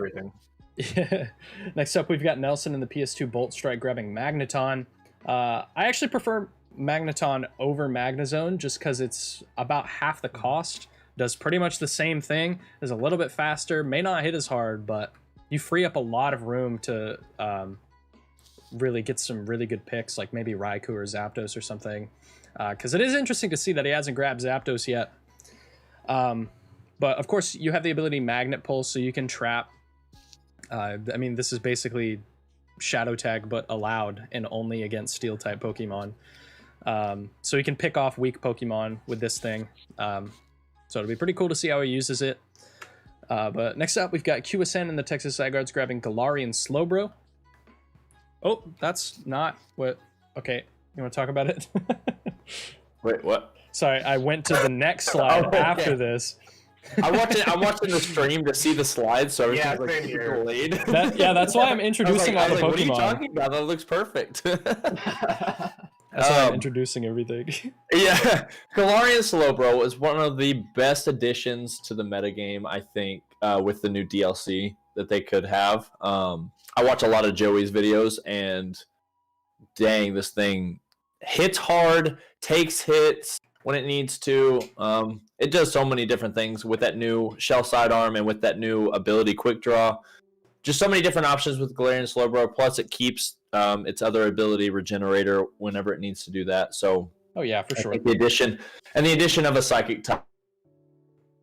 Oh, what happened? You froze for a second. Yeah, I thought I got lagged out. No, you froze. Oh, did I? Let's see. I guess we both did. Okay. Interesting. Yeah. Anyways. I mean, it's a third slow boy to go overall, so I mean, it'll be cool to see if Water Team drafts the other one.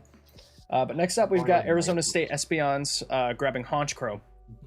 Honchkrow is a great mon. Super Luck is awesome. It can go special or physical, and seeing that he has a lot of physical right now, and likely he has a ton of points left, so he's probably going to pick up things like Mega Arrow, since it's free, Mega Lander's T, stuff like that. So it's a nice special attacker form with Nasty Plot, Dark Ball, Shadow Ball, stuff like that. For sure. It's not as bulky for a 71 speed stat, but just a great, cheap, dark type mon. Yeah, and it's definitely a great Scarfer as well with the Moxie ability. This thing can get out of hand really, really fast. But next up, we've got the Green Bay Pikachus. Jacob is always grabbing Togedemaru. And I think Togedemaru is a phenomenal pick. It's base 96, so it's pretty cool to see him hit that speed tier. But this thing has a couple of great abilities with Sturdy, Iron Barbs, and I know there's one more that I'm missing. I don't know. Anyways, but Lightning Rod. And this thing gets access to Nuzzle, which is a guaranteed para. It gets access to a lot of pretty cool tech. And yeah, so I mean, just so far looking at Jacob's team, he just has a lot of techie mons, and then has Heatran and Kartana just to break down the opponent. So pretty good draft so far. Next up, we've got Goki Gamer and the Milwaukee Midichamps grabbing Snorlax. I'm gonna break this one down. Snorlax. This thing can learn 6 moves, by the way. What? Oh yeah. I was like, wait, what are you talking about? Yeah, from the anime. Snorlax is obviously, a great pick for this team, period. It's a great special wall or tank, really. Great special tank if he needs it. It's got immunity, thick fat, so he can either choose not to be poisoned or not to be hit hard with fire or ice type moves. Plus it gets Curse. The rest Curse Lax is very, very scary. So for sure. All around, just amazing option. So all right, next up we've got Saiyan Salamander and the Solid Hole Samurot's grabbing Scrafty. So you want to break this one down, Marsh? Scrafty. Yeah, I mean, great Intimidate mon, another physical attacker. Moxie is great if he does want to sweep. D-Dance is very nice. It's very bulky with 115 in both defense stats. For sure. With a bulk up set, can be a great physical wall.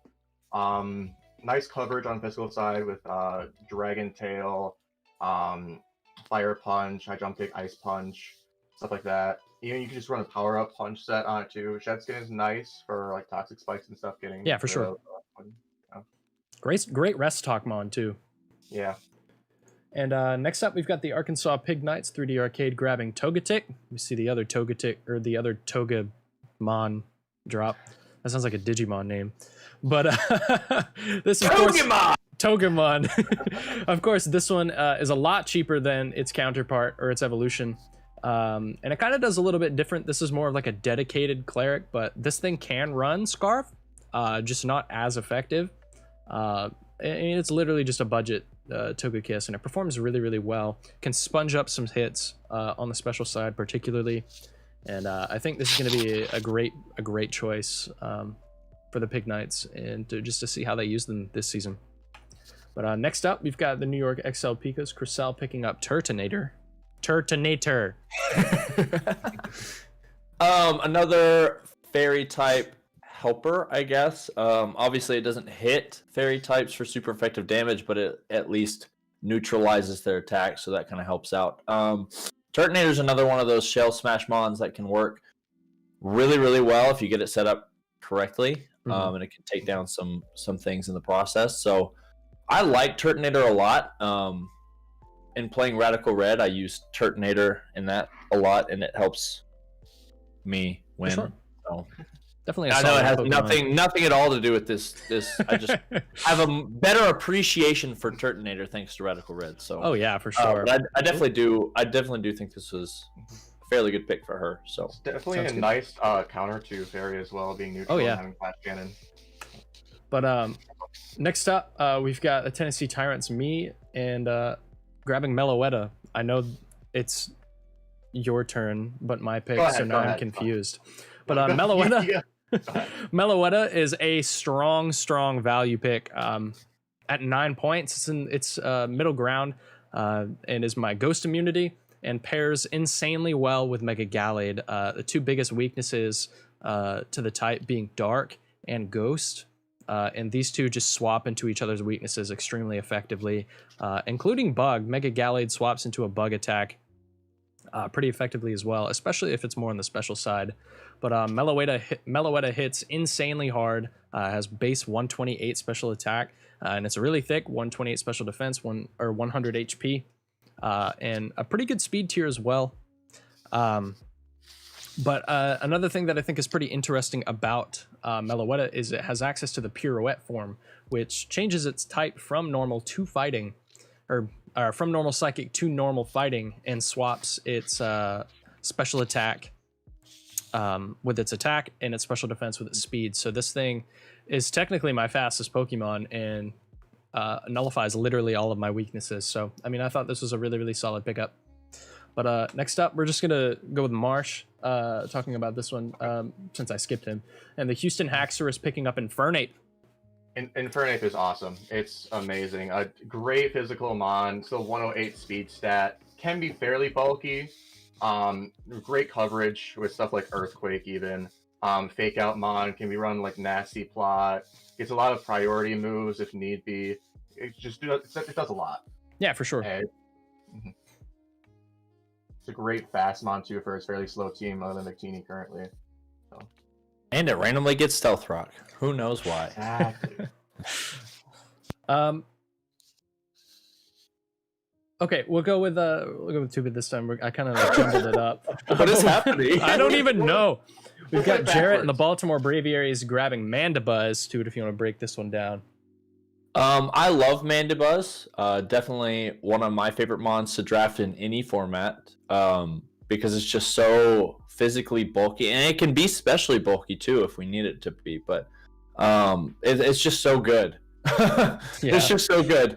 It gets so many options, and it does a lot of things fairly well. You know, you can get Foul Play to take out all those pesky, super high physical attackers. It can sit in front of you forever with Roost. It can knock off. It can do all that stuff. So it's a good defensive option. Great physical defensive option to pair with his especially defensive Alolan Muck. So he's definitely filling out his defense now, I think, pretty well. So. Yeah, for sure. I really, really love his team so far, bar the Hydreigon snipe.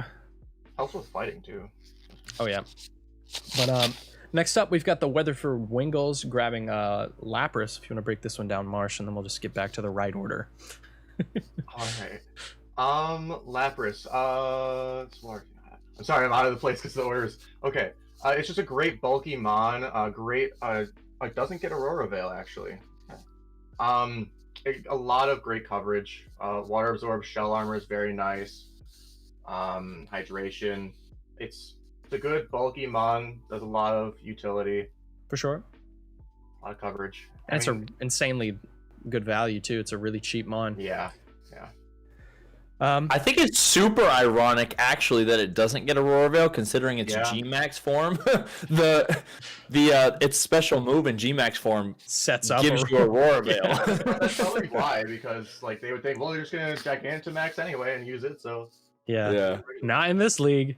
exactly. But next up, we've got the South Dakota Sunflowers rounding out this round. Get it? With Vanillix. And I'll break this one down.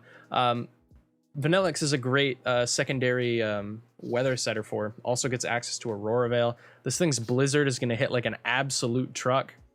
Outside of that, I'm not really sure like of its coverage options, but I don't think it gets super great of coverage moves. But I mean, this thing still hits like a truck and has pretty good utility. So I mean, overall, a really solid pick. And that's gonna round out the round. Looking at all these picks here, the ones that stand out for me, I think are going to be the Snorlax and the Mandibuzz and the Infernape, particularly. But what's up with is also YZ? Yeah, the Meloetta is a really, really solid pick as well. I just didn't want to toot my own horn. But I'll Stop tooting your own horn. I'll toot it for him, okay? Jeez. no, but definitely the best We're ones. reaching cost next season, right? The star of the round, I definitely think, is Infernape. It's just beyond me that Infernape made it all the way to round 5 without getting picked up by either one of the teams. Come on, Salem. Jesus. But that was I believe that was 3 rounds with Marsh. So thank you so much for hanging out, Marsh. We're gonna probably do 3 rounds on our own, unless Jacob wants to get in here and do 3 rounds with us. But Have a good one. we're gonna fly solo. But thank you so much for hanging out, man. Really good to hear your input on some stuff. Input. But Jacob, if you're still here, you can join up in the call whenever. But we're going to go ahead and move on just to keep things going. First up, we got the South Dakota Sunflowers picking up Beartic. If you want to break this one down. Yeah, before I break this one down right quick, I do want to say we're about like the halfway point, even maybe even just slightly further for some of these coaches, because some of these coaches will more than likely only pick up, the bare minimum of 9 Pokemon, but we're right around that halfway point. So getting kind of towards the place where a lot of these coaches are going to start picking up Pokemon that are unable to be sniped by any other coach. So we're going to start seeing a lot less sniping, a lot more just like super solid value picks. Like this Beartic, for instance, getting Slush Rush and having a super high physical attack stat that she can just throw a Choice Band on and just destroy so many things if she chooses to. So yeah, I definitely love this Mon. It just feels like Ice Urshifu with a beard. I mean, not Urshifu, Ursaring.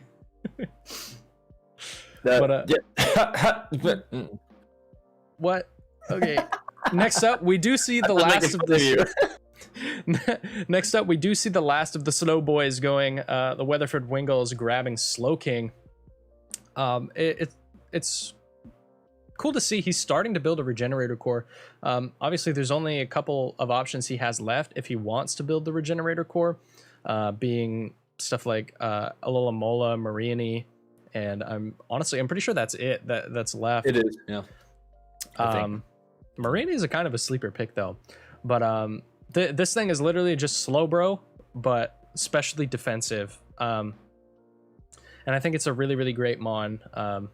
It has a lot of good coverage moves, and it gets Dragon Tail, so it's a good Pokemon to phase out, set up sweepers. Definitely.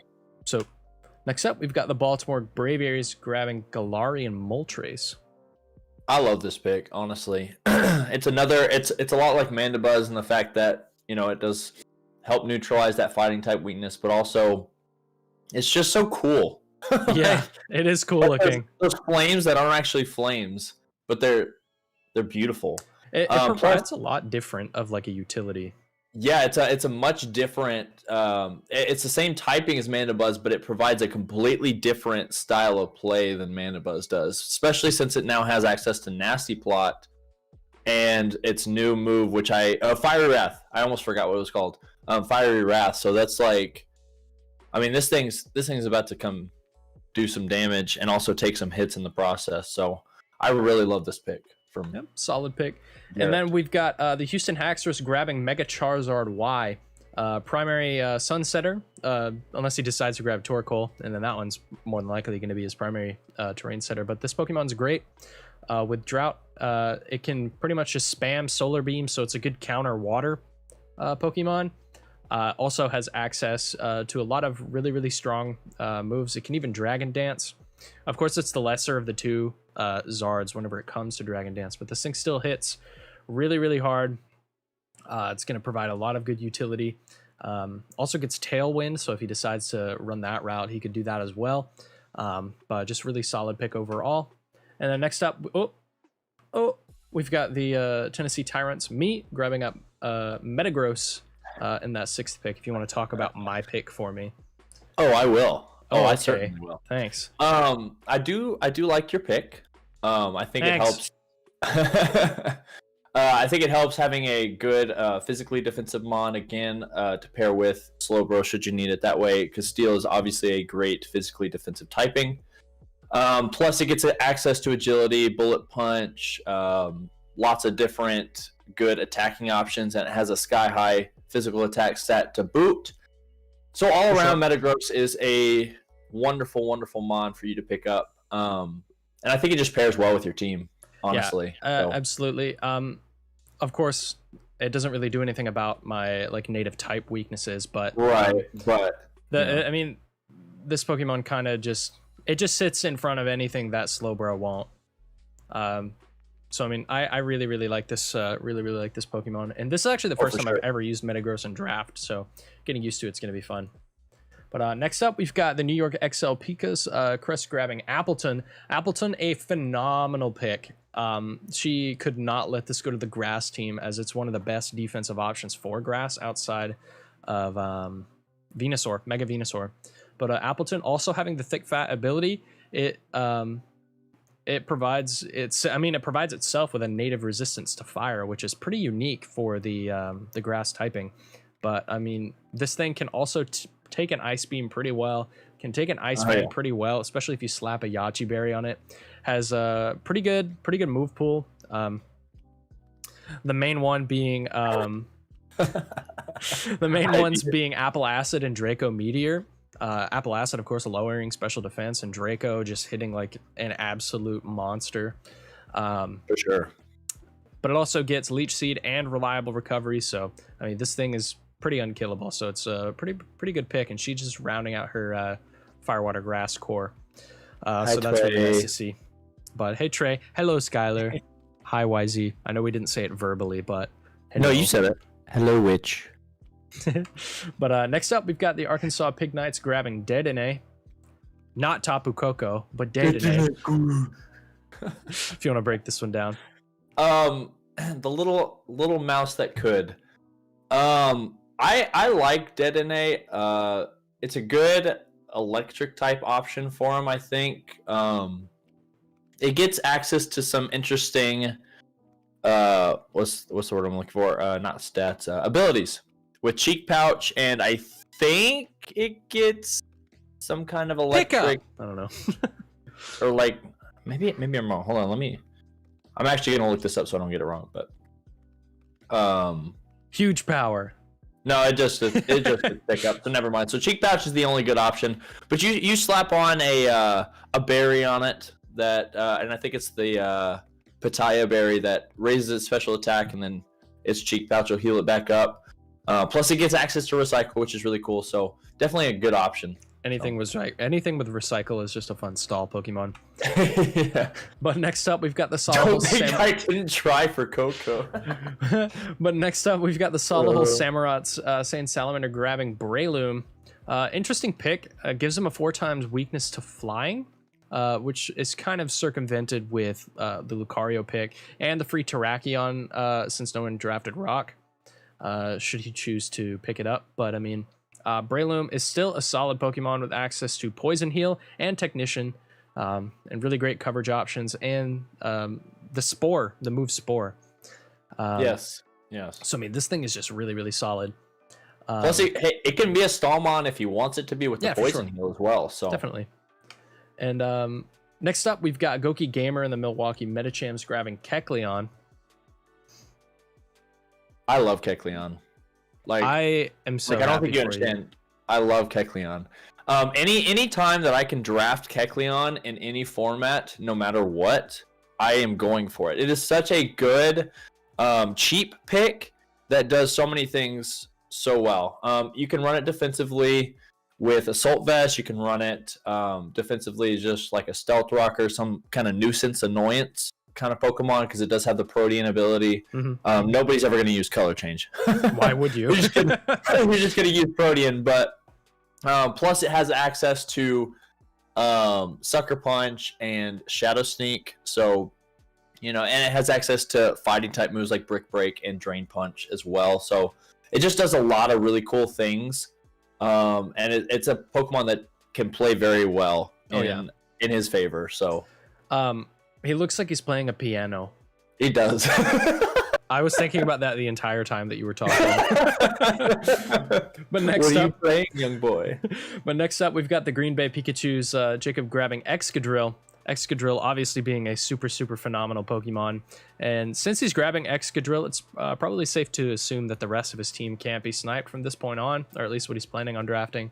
This thing, really good rapid spinner. Also has 88 speed, I'm pretty sure, so this thing is going to be able to go blazing fast.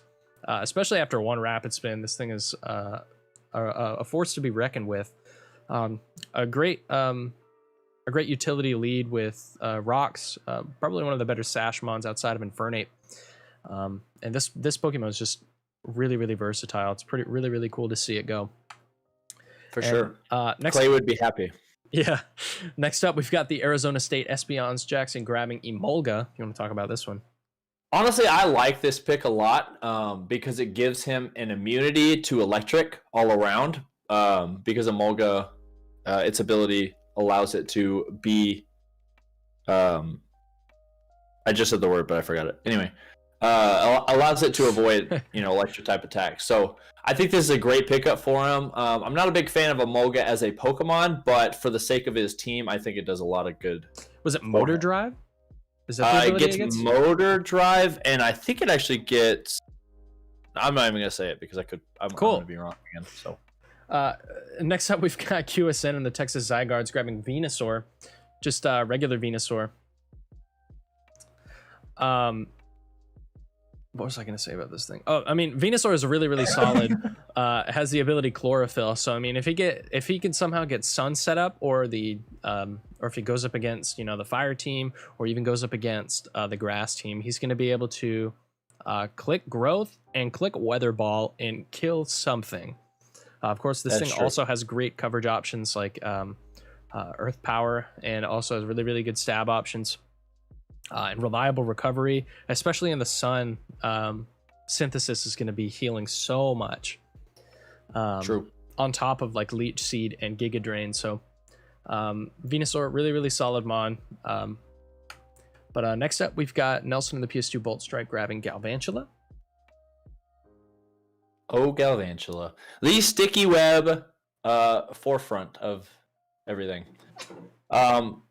It's definitely a great sticky web mon because it's quick, and with the compound eyes, you're better off hitting your thunders than you would be otherwise with this thing as well. It's just a great lead overall. For sure. This thing kind of punches holes. It does. I think he needs sticky webs? Not really. Just because his team, being an electric type team, is already going to be very quick. But I do like Galvantula as far as like being able to have some extra coverage moves that some of the other electric types don't get.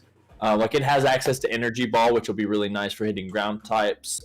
Plus it resists ground type moves with that bug typing, so it's neutral against the Galvantula, so that kind of helps him out as well. So. And next up, we've got, or to rounding out the round, we've got the Chester Chinchows and Lantern Joe grabbing Delmies, picking up his Rapid Spinner. I kind of saw this coming just because Delmies is the unique Rapid Spinner in the type outside of Sarina.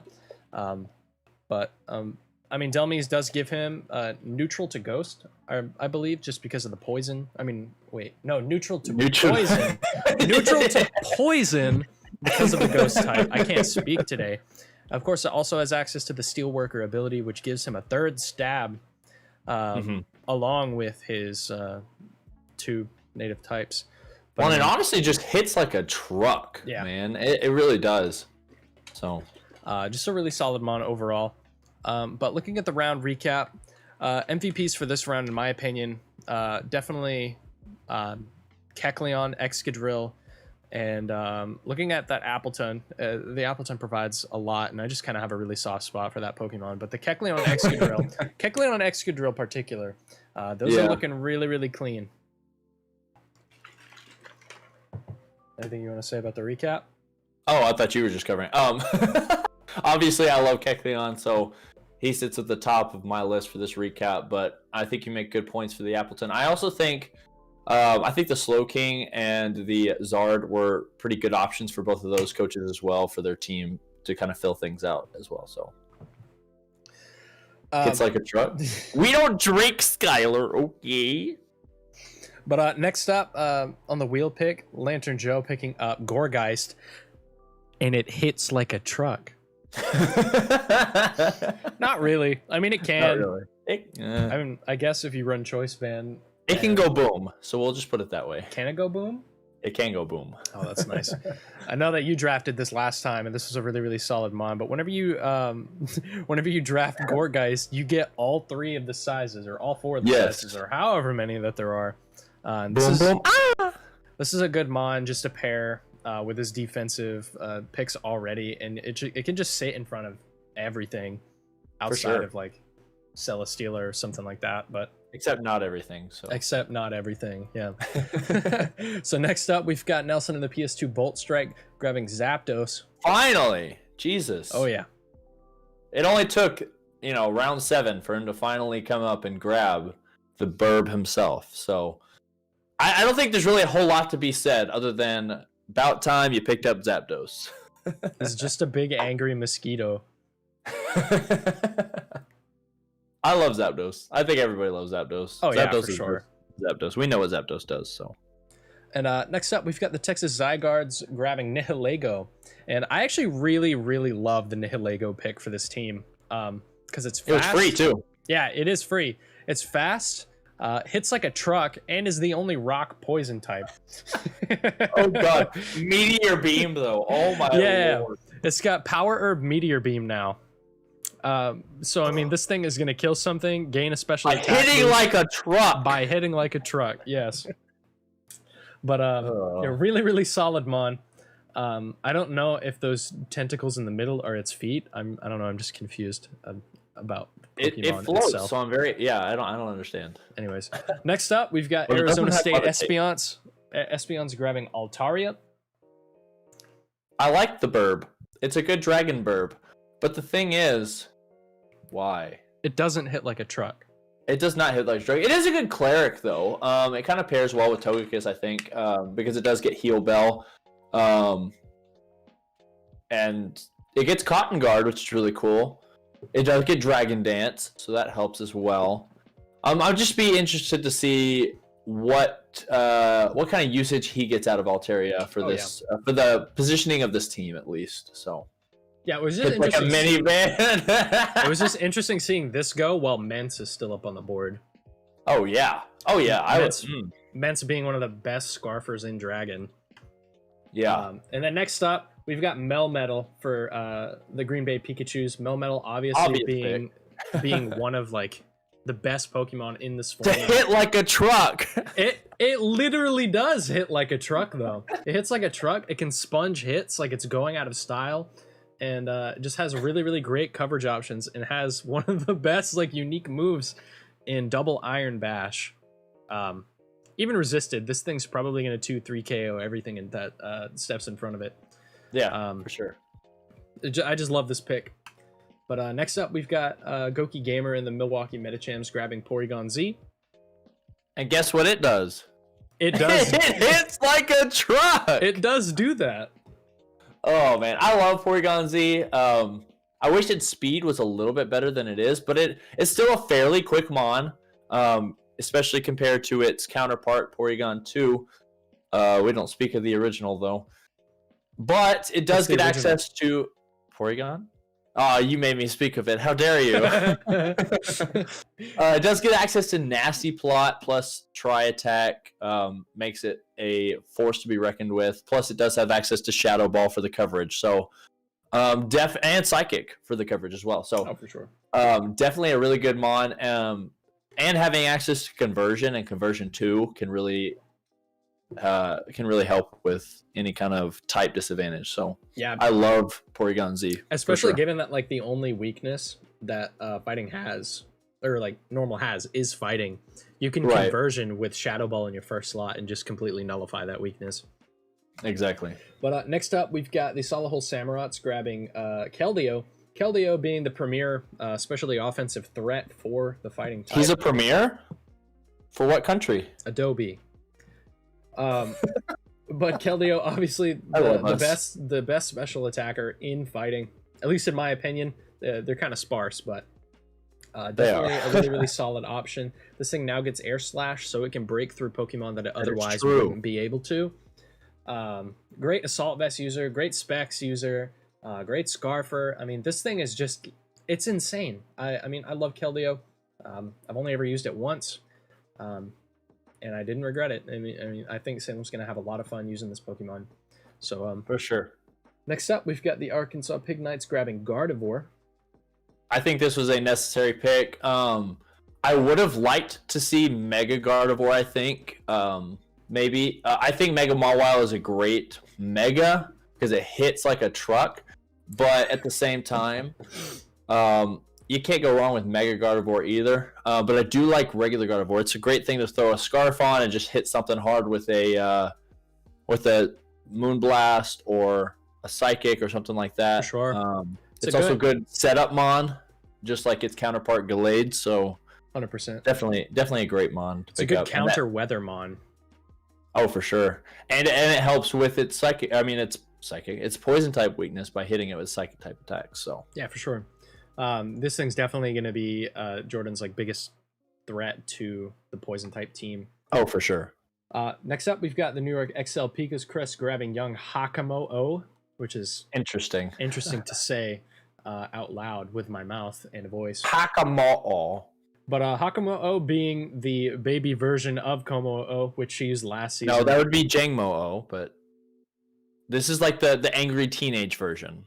That's pretty accurate. But I mean, this thing is still pretty good. It has access to soundproof and bulletproof. Pretty much has access to most of the moves that it does outside of Clanging Scales, I think, or Clangarasol. Probably both. Yeah, but, I'm not sure. I've never used Hakamo-O in my life, so I really don't even know. I mean, she's used a lot of her budget grabbing stuff like Vish, Dragonite, Hydreigon. So I mean, we are going to see like a couple of really good like low tier value picks. Oh, for sure. Out of the Dragon team. So, and I always love NFE Pokemon. I think they're some of like the coolest Pokemon to use in a competitive way because they just make it look so cool if you do it successfully. But it'll be really fun to see her use this. And next up, we've got me grabbing Swoobat, who is a really ugly Pokemon. Holy crap! It is quite ugly. Swoobat is an interesting character because it's very, very quick, and it does one thing really, really well, and that is setup. So if you slap like a Hypnosis on this thing and get Calm Mind plus 2 stab moves, then you're gonna be taking out something because it does have access to stored power. It has access to simple ability. So when you Calm Mind, instead of getting 1 of each boost, you get 2 of each boost. So I can see exactly why you drafted it. And like I said, it's very quick. I think it's 114. 114. Okay, there you go. 114. So same thing. Do what? I said same thing. Yeah, same number, right? So just slightly under that 361 barrier, but it still hits like a truck when you get it set up. So take another drink, y'all. Plus, it gets access to Energy Ball, which is really cool. So yeah, I don't know what that has to do with anything, but yeah, that's. But next up, we've got the Houston Haxorus grabbing Moltres. Moltres, seeing this on a fire team, I was kind of hesitant on it because he has 4 times fire weaknesses, but this is another like counter Weathermon because it's a great, and it has access to Nasty Plot now, doesn't it? Or is that just Galarian Moltres? I want to say that regular does not, but I can look just to be Because safe. that would be insane. But I mean, this Pokemon is really good. The really good Scarfer, especially whenever he's gonna be facing the Water team, or even like his own team. It has access to Weather Ball. It does not this have thing gets access to Hurricane. it. So, I think this Pokemon is just really solid. It's gonna be like a pretty good heavy duty Bootsmon. But Yeah, like you said, and this is where the oh, never mind. Go ahead. Sorry. I was thinking a different team. That's my bad. And I mean, this is still pretty good. It kind of hurts to see the double 4x rock weakness, but I mean, it is what it is. When you drop fire, you kind of gotta suck it up and deal with that, because rock's gonna be your worst nightmare. But next up, speaking of rock, we've got Jarrett grabbing Tyranitar in the 7th round. This is an interesting pick for sure. I love T-Tar. I think a lot of people could say that they love T-Tar. It hits hard. I won't say the other one. It does hit very hard. It can also run very defensive. The sand, should he choose to run it with sand, obviously helps boost his special defense. Plus, pairing it with Mandibuzz with the overcoat, you can kind of switch back and forth between those two. Plus, Tyranitar does have access to, of course, Dragon Dance. So if he wants to get that set up as well, he can do that. I think Tyranitar is an obviously good pick, no matter whether it's going to rock or dark type. It's just going to be a good pickup, period. For sure. And really rounding out that defense as well. And also rounding out the defense. And the offense. And maybe even the defense, too. And maybe even the dark. And then next up, we've got the Weatherford Wingles grabbing Suicune. Suicune, obviously, a really solid choice, no matter if it's in Monotype or in regular Draft League. Probably one of the best Calm Mind Rest Talk Mons that you could ask for. Water is a pretty good defensive type, and this thing can pretty much just sit in front of anything that attacks specially. And even a lot of stuff that attacks physically. You could probably just run like max defense on this and, you know, do whatever you will with it. But pretty good choice for him. Have your way with it. Okay. But rounding out round 7, we've got the South Dakota Sunflowers grabbing Mamoswine. Oh, Mammo's a wonderful pick. Wonderful pick. Definitely a hard hitter. Plus access to Ice Shard, plus access to Stealth Rocks if it wants it. It does a lot of things pretty well, but the main thing, just being able to hit something pretty hard. Life Orb, doesn't matter. Choice Band, it's going to take something. Oh, for sure. So. Yeah, I love Mamo. Great choice. But plus Thick Fat is very nice to have. Oh, yeah. So. Oh, yeah. But looking at the round 7 recap, we've got a lot of threats. The ones that stand out to me are Melmetal and Porygon Z. I really love Porygon Z as a pick. That adaptability is really nice. It's a great double dance mon. And Melmetal, I don't want to say it. Hit like a truck. And it sits in front of everything. And it also hits like a truck. It does do that. I do love the fact that this is round 7 and we're still seeing such immense threats being picked. Like it's crazy. Just the way that this draft has been going. Round 7, we got all of these going on. So, I mean, outside of Swoobat and Hakamo'o, there's pretty much everything is a legitimate, terrifying threat. Round 8, starting out round 8. Did you just poop on yourself? Did I what? You just pooped on yourself. You No, said, I did not. You said besides Swoobat, and you said, but you picked up Swoobat, so you pooped on yourself. Okay, starting out the round, we've got Libs grabbing Frostlass, giving her a immunity to the fighting type weakness that she has. Also being a pretty good spike setter, a good spin blocker. Yeah. It's pretty fast. It's pretty good like natural speed, whereas like a lot of her fast Pokemon so far, outside of like Alolan Ninetales, rely on the hail being up for them to be of like really good use. But I mean, I think this is a pretty solid mon. It was free because there was no. Yeah, it is free. Yeah. Plus, and I'm stealing this from Joey. It got a lot of really cool tech with the DLC because now it has access to Poltergeist and Triple Axle. So if she wanted to throw a Choice Band on it and run those two moves, Yeah, for those sure. those can do some damage. So. Oh, I just kind of spoiled a couple of picks, but next up we've got the Weatherford Wingles. Holy crap! We've got the Weatherford Wingles grabbing Barrascuda if you want to break this one down. Oh, this is a great pick. Obviously, considering the Swift Swim, plus it hits like a truck. It do be doing that. Great coverage options. Slap a choice band on this thing, and yes, it's got a lot of coverage with close combat, which I don't know what the hell this thing is hitting with a close combat. Like, what part of its body it's going to close combat you with? Its face. But yeah, it gets access to that. It gets access to, unfortunately, the only ice access it gets is Ice Fang, but... Imagine if it got Triple Axle. Oh, I know, right? But it does get access to Scale Shot, which is really, really interesting as well. Sick tech. Yeah, it is super sick tech. But just great options. Crunch, Waterfall, lots of different options here. Doesn't take anything ever because it is frail as all get out. But yeah, very vulnerable to Pursuit Trap. So next up, we've got Jarrett grabbing Mega Sableye, really, really rounding out his defensive core. Mega Sableye is an absolute threat. Oh, I would know. Yeah. That was my kill leader somehow last season. Mega Sableye can literally sit in front of anything, click Willow or Toxic, and if you try to bounce it back, or if you try to like hit it with it, it'll just bounce it back because of its magic bounce ability. The only way that you're gonna tear through this thing is with sheer force, and that's both literally and the actual definition. Sheer will of force, or force of will. But I mean, this thing has insane recovery with Recover, and it's a good Calm Mind setup. That's crazy how that works. Its only weakness is Fairy, so I mean, yeah, you're gonna have a hard time cutting through this thing. Oh, it's next scary up for sure. Is Monkferno grabbing Cinderace. Oh, obviously a great pick.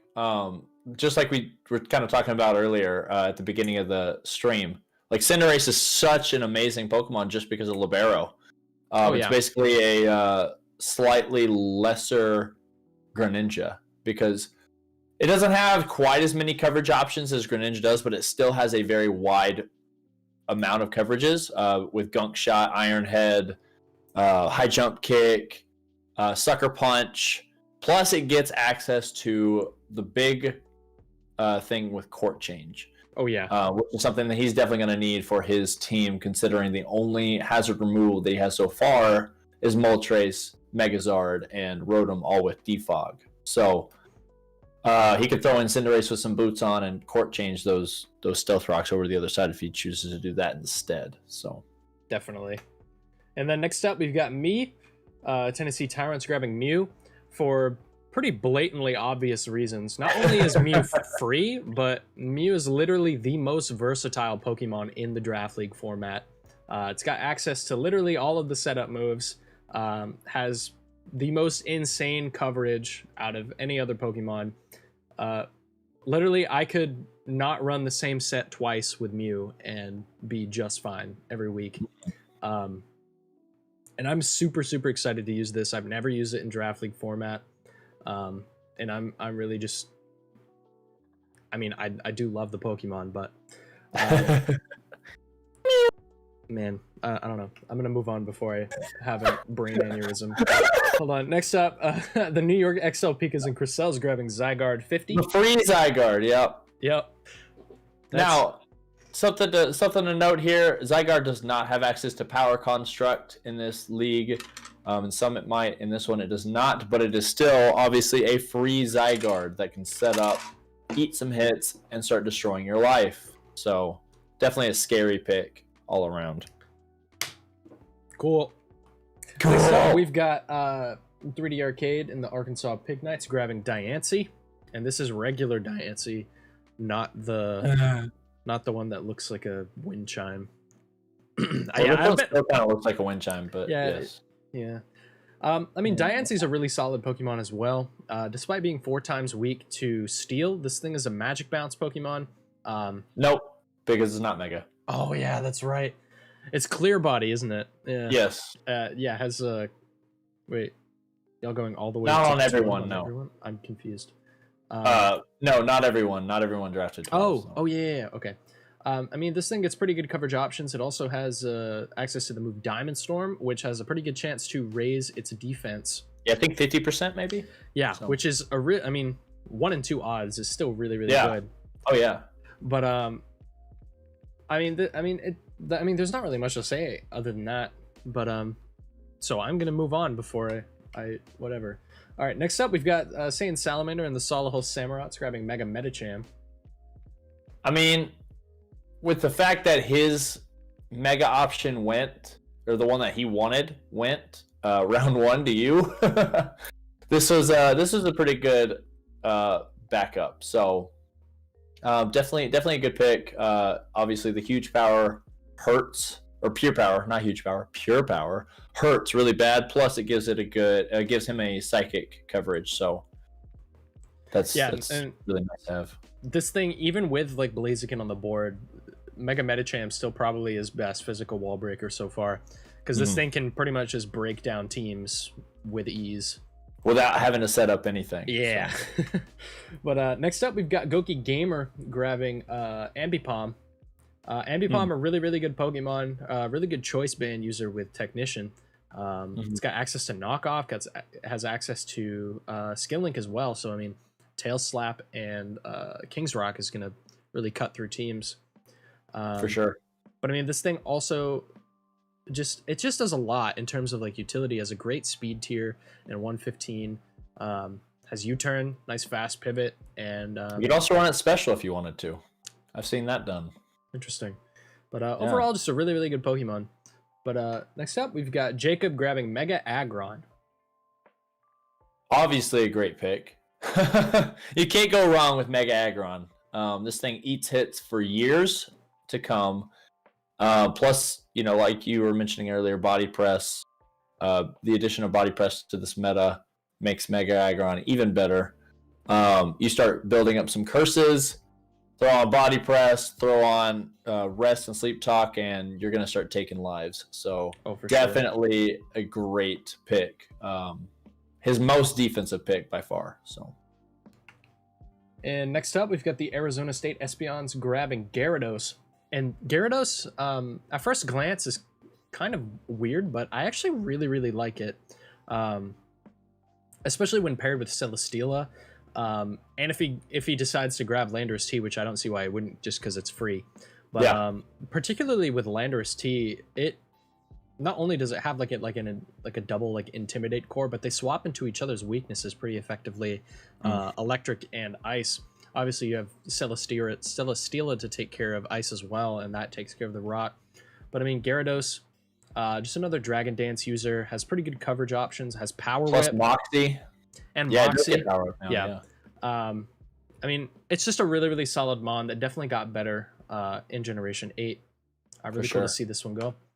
And next up, we've got the Texas Zygardes grabbing Mega Beedrill.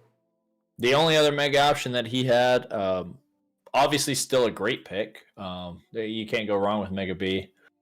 I think he lost out on not being able to get Mega Venusaur, but being able to pick up Mega Beedrill is still good for him. So for sure, it's really fast. It is very fast. Speaking of really fast, we've got the PS2 Bolt Strike grabbing Zeraora. Zeraora having 143 speed, being probably one of the best physical wall breakers for electric, or if not the best physical wall breaker for electric, and can also run special. This thing is just really versatile, and it has a really good unique move in Plasma Fist, so that if you're going to try to use a normal type move on it, it just soaks it right up because of Volt Absorb. Definitely a really scary mon. And just looking at his team, he's got Galvantula and just straight hyper offense. For sure. So, I mean, he's literally just like an unstoppable force. So yep. Next up, we've got the Chester Chinchows grabbing Flapple. Flapple's an interesting pick because I have absolutely no idea what this thing can do. I've never seen it used in draft before. From what I've watched, what little I've been able to watch recently of draft, so I really have no idea. I know what Appletun does, but I don't really know. I know this thing can Dragon Dance, and that's about it. Yeah, I mean, it's a pretty good Dragon Dancer, but I mean, it definitely is the lesser of the two whenever it comes to Appletun. But it does have the ability Hustle. So I mean, it can hit pretty hard, but not like a truck. Yo, but what's up, Flores? Welcome out to the stream. How fast is my question. I have no idea.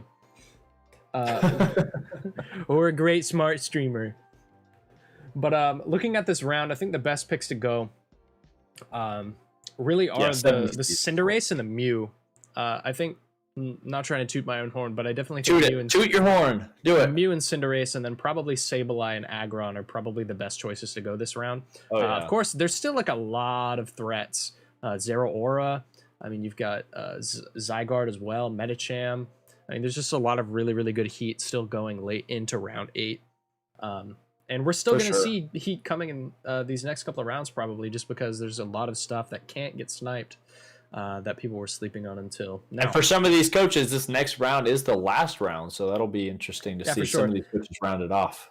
Yeah, there's going to be a couple coaches probably rounding out their teams this round because you only need at least 9 Pokemon, but no more than 12. So, yeah. Next up, we've got the Chester Chinchas grabbing a Abomasnow, which is a really cool pick. Well, I'm not sure about this one personally. I mean, Abomasnow is obviously a great Pokemon, but it doesn't help with anything. He could run it offensively for sure. Yeah, for sure. That Choice Banded Ice Shard is probably going to be like the only utility that you can really get from this. I mean, unless he runs Soundproof the whole time, the Hail's not going to do him any good for his Grass type team specifically. He's got a 4 times fire weakness to this, which he's already gotten Ferrothorn, and he's got one Pokemon that can handle it in Mega Venusaur and Flapple a little bit, I guess. But I don't know. It's just an interesting pick for me, I guess. He could have gone it with a few other options, but... Well, next up, we've got Nelson in the PS2 Bolt Strike grabbing Mega Manectric. One of the 2 Megas, both of them you can't really go wrong with. One of them is more of a Trick Room option, despite there being limited Trick Room potential in Electric. I guess it's more of like a counter Trick Room Pokemon, but there's also... Mega Manectric is literally just so fast, hits like a truck, has access to Rising Voltage, has access to Overheat, probably one of the better hidden power users in the league, with a great ability in Intimidate. So, I mean, this thing's just going to be really nice for him. His team is just unnecessarily fast. That kind of happens when you draft Electric, though. So yeah, exactly. Next up, you've got QSN and the Texas Zygardes grabbing Nidoking. Obviously a great pick. Free pick and a great pick with the sheer force. Hits very hard. It could be physical, could be special. It doesn't really matter. Slap a Choice Scarf on there, whatever you want to do with it. Nidoking, great pick all around. So I love Nidoqueen too, but they're both in the same point, and you can't really go wrong with either of them. And so much coverage. It's crazy. Yeah. Next up, we've got the Arizona State Espeons grabbing Articuno. Why does that... Okay, just hold on. Why does that Articuno art specifically look like he's squished? He looks like a little bean with wings. I literally just Googled... Anyway, continue. Whatever. Anyways, so we've got Articuno. Interesting pick. It gives him another Cleric option outside of Altaria and Togekiss. Of course, this thing also getting Heal Bell, I'm pretty sure. Reliable Recovery and Roost. This thing doesn't really do anything for him defensively. Just allows him to... I don't know. It's got a pretty high special defense for sure, but his in terms of typing, it's just this is baby Articuno. Okay, leave him alone. But I don't know. I mean, it's a pretty solid Pokemon. Of course, you can't go wrong with a legendary down at like in the 3 to 5 point range. Yeah, but personally, I think Galarian Articuno probably would have been better for him. Yeah, for sure. Regular, but it do be what it is, though. But now we've got the Green Bay Pikachus. Jacob is always grabbing Fortress. Really great spinner for his team. Yeah, really great boomer. Really great hazard setter. And there you go. You got Fortress all wrapped up in a bundle. All right. Next up, we've got the Milwaukee Metachams grabbing Porygon 2. Porygon 2, obviously I mentioned earlier, is going to be like one of the best defensive Pokemon for normal outside of Chansey. I think those two make a really, really good Eevee-like core. Porygon 2 obviously has access to, Trace, Analytic, and Download. And Download. That's the big one for me, I think. Trace is also really, really good. Yeah, obviously. But yeah, picking Porygon 2 and Porygon Z is pretty interesting, but it doesn't really conflict in any way, and they do very, very different things. Has reliable recovery in Recover, and can run pretty offensively as well, though not really as good as its big boy counterpart. It does get access to Nasty Plots, too. Yeah. So. But next up, we've got... No Flames Egg, no. Solihull Samurats grabbing Hitmontop. Oh, I love little V-Neck. No, it's probably my favorite of the Hitmons. I like Lee. I know yours is Hitmonlee. Mine's definitely Hitmontop. I've just loved him forever. You got a Spinner, an Intimidator, a Mach Punch, Sucker Punch, Bullet Punch Pokemon. Great coverage. Does a lot of things really well. I do love Hitmontop a lot in format, so I think this is a good pick for Salem for sure. Very, very nice. And next up for the Arkansas Pink Knights, we've got Ribombee. And it's really cool to see Ribombee because it kind of does a couple of things for his team. Gives him a really good setup sweeper. Gives him a really good speed tier, which his team was pretty much otherwise lacking. Yeah. Everything being below 100, I believe. Yeah, because Gardevoir's like 90. 80, I think. Somewhere 80, in there. yeah. But Ribombee also has access to sticky webs, so it can bring faster teams down to par. And it also has access to Quiver Dance and 2 really good stab options in Bug and Fairy. So I think this was a solid pick for him. Really great value as well. But next up, we've got the New York XL Pikas grabbing Dragapult. Obviously a great pick. I mean, you can't go wrong with Dragapult. You can run it physical, you can run it special. It's so fast. You can run it with Will-O-Wisp. You can run it with Dragon Dance. You can run it. It doesn't even matter. It's Dragapult. I mean, there's not a whole lot bad you could say about Dragapult. Dragapult's stupid. Look at his flat face. He looked like a paper. Got him. He looks like a paper airplane. But next up, we've got the Tennessee Tyrants, me grabbing Claydol. Claydol giving me a spin option. In terms of typing, it doesn't really do anything defensively other than covering Swoobat's weakness to electricity. But I mean, I kind of wanted a spin option, and this thing is a pretty great dual screen setter. Also has access to Calm Mind, so it can set it pretty well. It can go boom boom. Pretty decent rest talk mon, and it can also go boom boom. And it see everything. And then next up, we've got Monkferno grabbing Flareon. Flareon being one of the great special defensive options for Fire type, if you want to talk about this one. For sure, and I do like the fact that it is a great Cleric option with Wish. And Healbell. And Healbell, yes. Heck yes. That he can use. Plus, it does have access to Guts boosted Flare Blitz, should he choose to go that direction. The only thing I've always not liked as much about Flareon is the slowest. Or maybe not the slowest, but it's very slow for its typing. And so it just makes it very difficult to run it as an amazing physical attacking option unless he's facing a really slow team already. Right. But I do love Flareon. Yeah, I definitely enjoyed using it last time. But next up, we've got Jarrett. Looks like he's rounding out his team, grabbing Krokorok, kind of like a budget crocodile. I mean, this thing has a couple of great abilities in Moxie, Intimidate, and Anger Point. Anger Point's interesting. I remember seeing a video back in the day of like the crocodile set where it's like Anger Point switching in on an Urshifu. Obviously, he doesn't have to wait, which he grabbed, so obviously he can't use that tech against himself. But I like Krokorok. He's a cool dude. Definitely one of the cool NFEs that's been scooped up so far. But next up, we've got the Weatherford Wingles grabbing Alomalo. I think this is a must-have pick for him to fill out his Slowking Regenerator course. So it's the physical option that he couldn't get out of Slowbro. So definitely a good pickup. Oh, for sure. And it does that have Heal Bell? I know it gets a Wish. No, it gets Lunar or not Lunar Dance. What's the other one? Healing Wish. Yeah, there you go. It gets Healing Wish. So Yeah, that's pretty which good. is really nice to have as well. But Hey, look, it's hello. Ray. Next up, we've got the South Dakota Sunflowers grabbing Glastrier. Glastrier, of Ouch. course, being a thicky boy, thicky horse boy.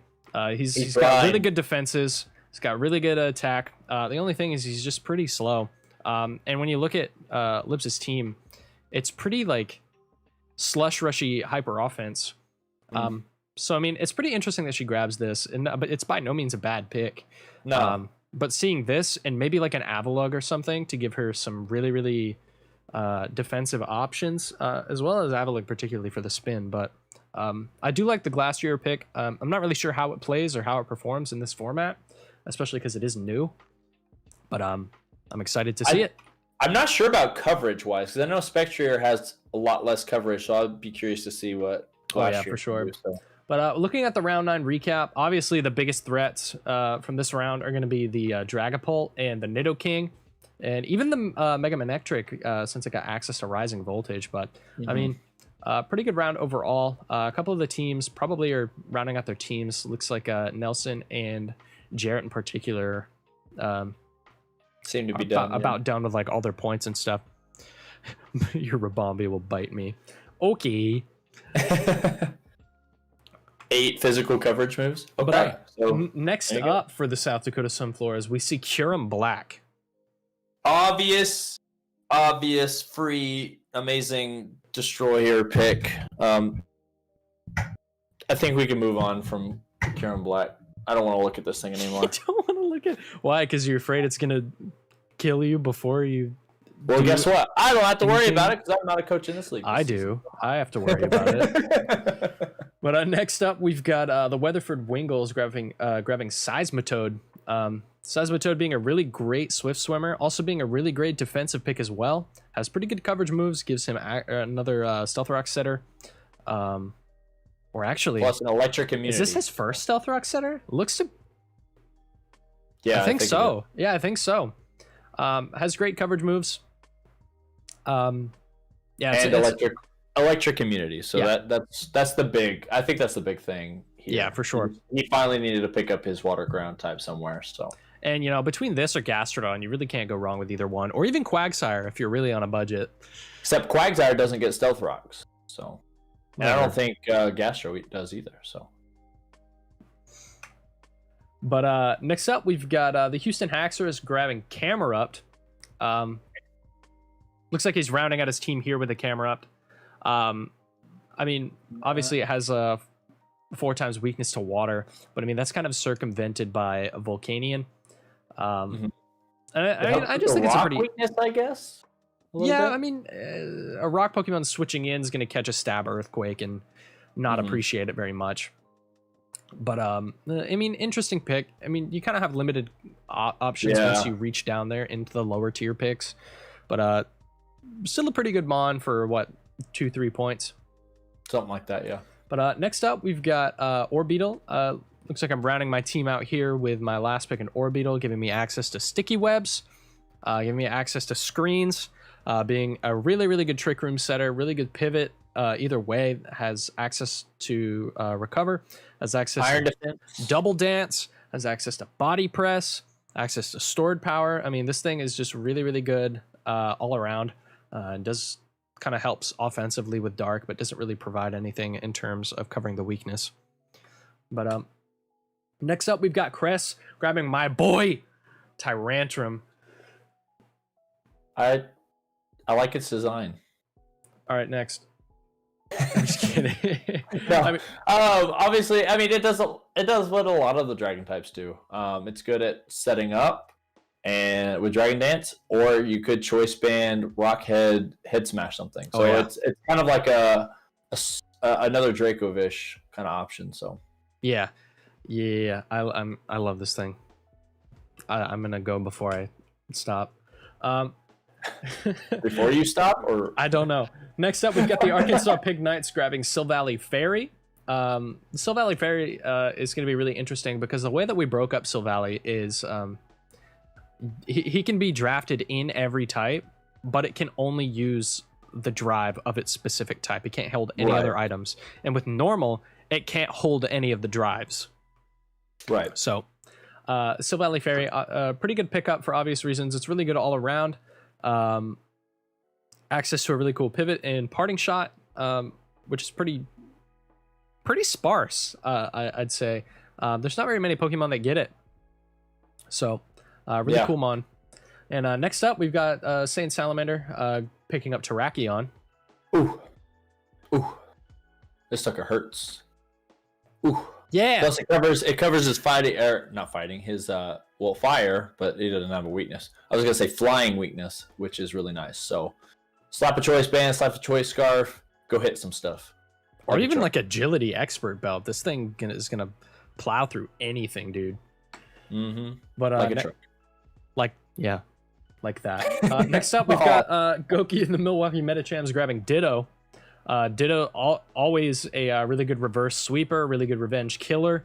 Pretty much a staple on any normal type team. Oh yeah, for sure. This thing provides you with a lot of utility, and you don't even have to run it Scarf. I mean, it's slimy Mew. I mean, come on. Yeah. I guess. I don't know. Well, yeah, go ahead. Anyways, next up, we've got Jacob as always grabbing Silvally Steel. We're seeing another one of the Silvallies drop this time.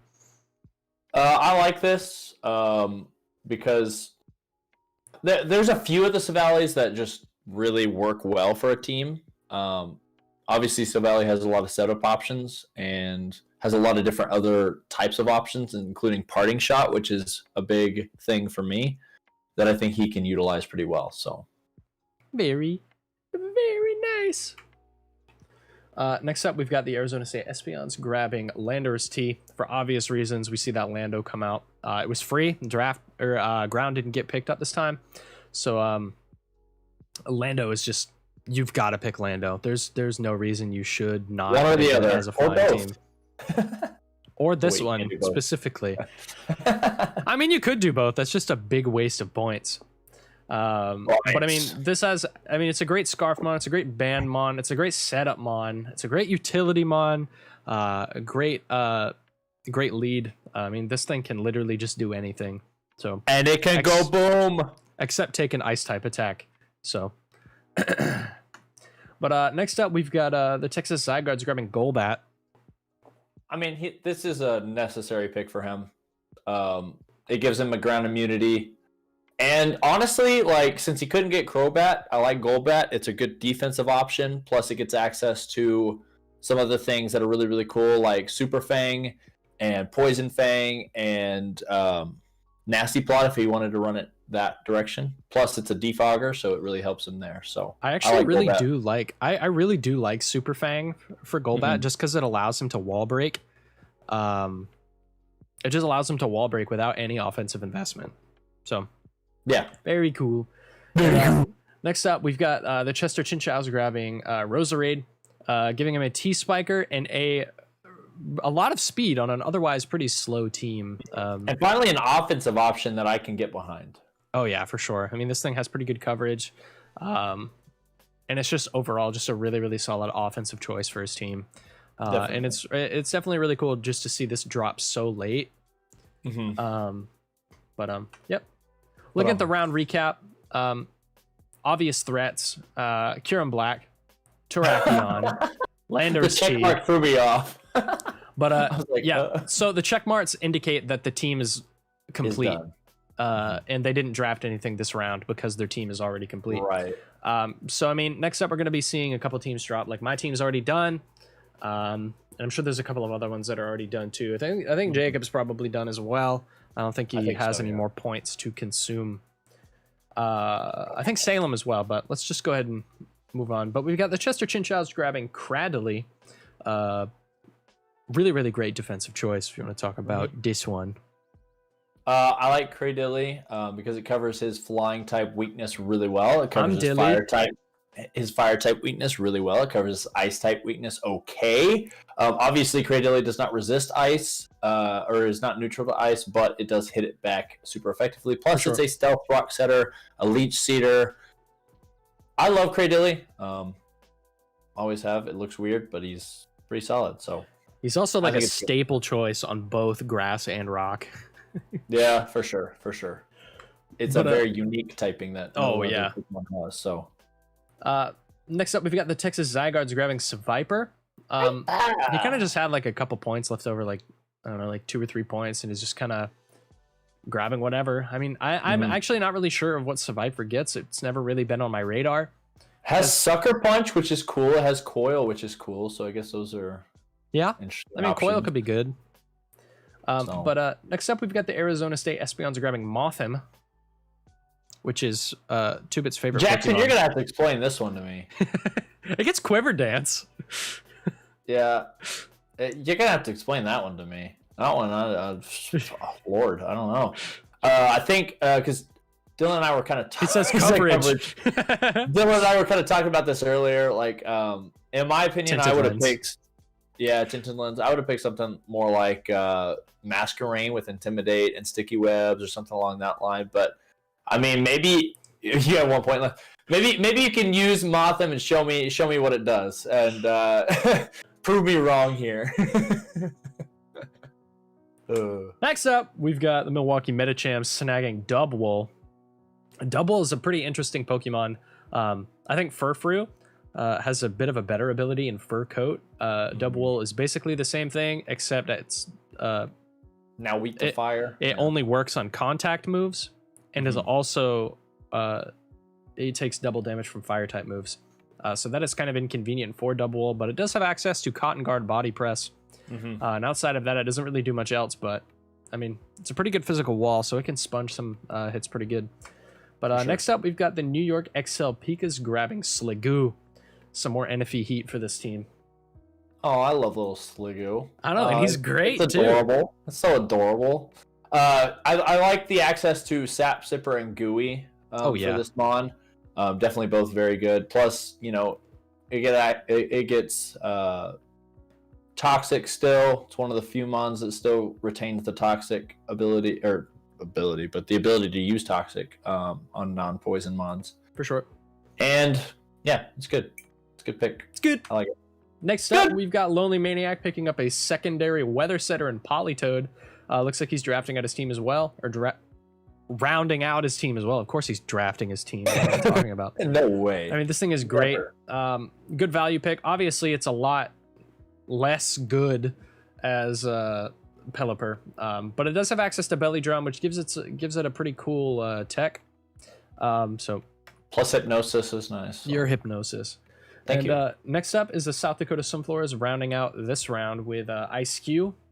Interesting pick. I like Ice Q. I think in the right situations, it can get set up and get to work with Belly Drum.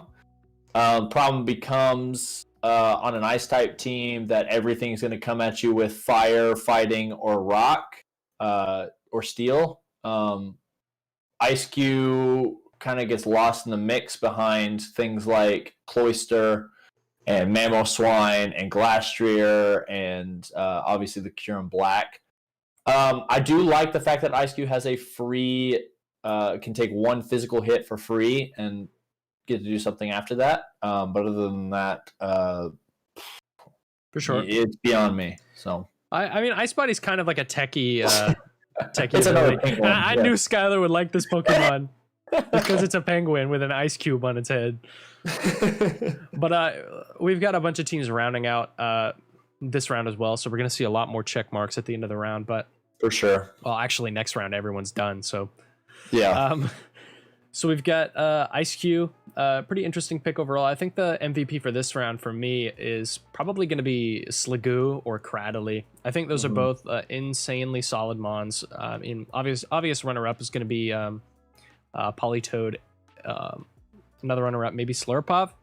Wait, did we skipped over Slurpuff completely? Oh, did I not put that in the? Did I not put that slide? So the Arkansas Pig Knights picked up Slurpuff, which is obviously a great pick. You know, Belly Drum, Unburden. That's basically it. I guess good job. Good job, Jordan. I'm proud of you. Wow, so proud of Jordan. Moving on. Next up, we've got the South Dakota Sunflowers grabbing Meggie Gallade. Obviously not as cute as Ice Cube. Not at all. Can't believe you skipped. I'm sorry. I didn't mean to. But Mega Gallade is really good. Has access to the ability Glaciate, I believe is what it has. So, Yes. And it's a Oh, Splody it can boy. go boom. It can go boom and it goes stab boom and it just everything just dies. Yeah. Obviously, this thing is a really, really fun choice. A really good freeze dry Pokemon as well. Well, Plus Ice Shard. Yeah, Ice Shard. You know, you can't really go wrong with Mega Gallade. It's a lot better than Abomasnow. I mean, you can, but she didn't, so. Next up, we have the Arkansas Pignites. Oh yeah, here you are. Grabbing Clefairy, rounding out their team. With Well, if you can't have Clefable, then you might as well get Clefairy. It's like baby. Don't say baby Clefairy. I mean, don't say baby Clefable, because that would be Cleffa. But I mean, this thing is great. It has access to the Magic Guard ability, I believe, right? yes, Magic Guard and Unaware, which is really nice. Cool. So I set mean, up. it's basically just no. a budget Clefable. Very cool. Yep. Next up, we've got Goki rounding out his team with Miltank. I like Miltank. Yeah, I do too. It's base 100 Speedmon, Sap Sipper ability. I mean, this thing can run defensive because it has reliable recovery and Milk Drink. This thing can also run offensive.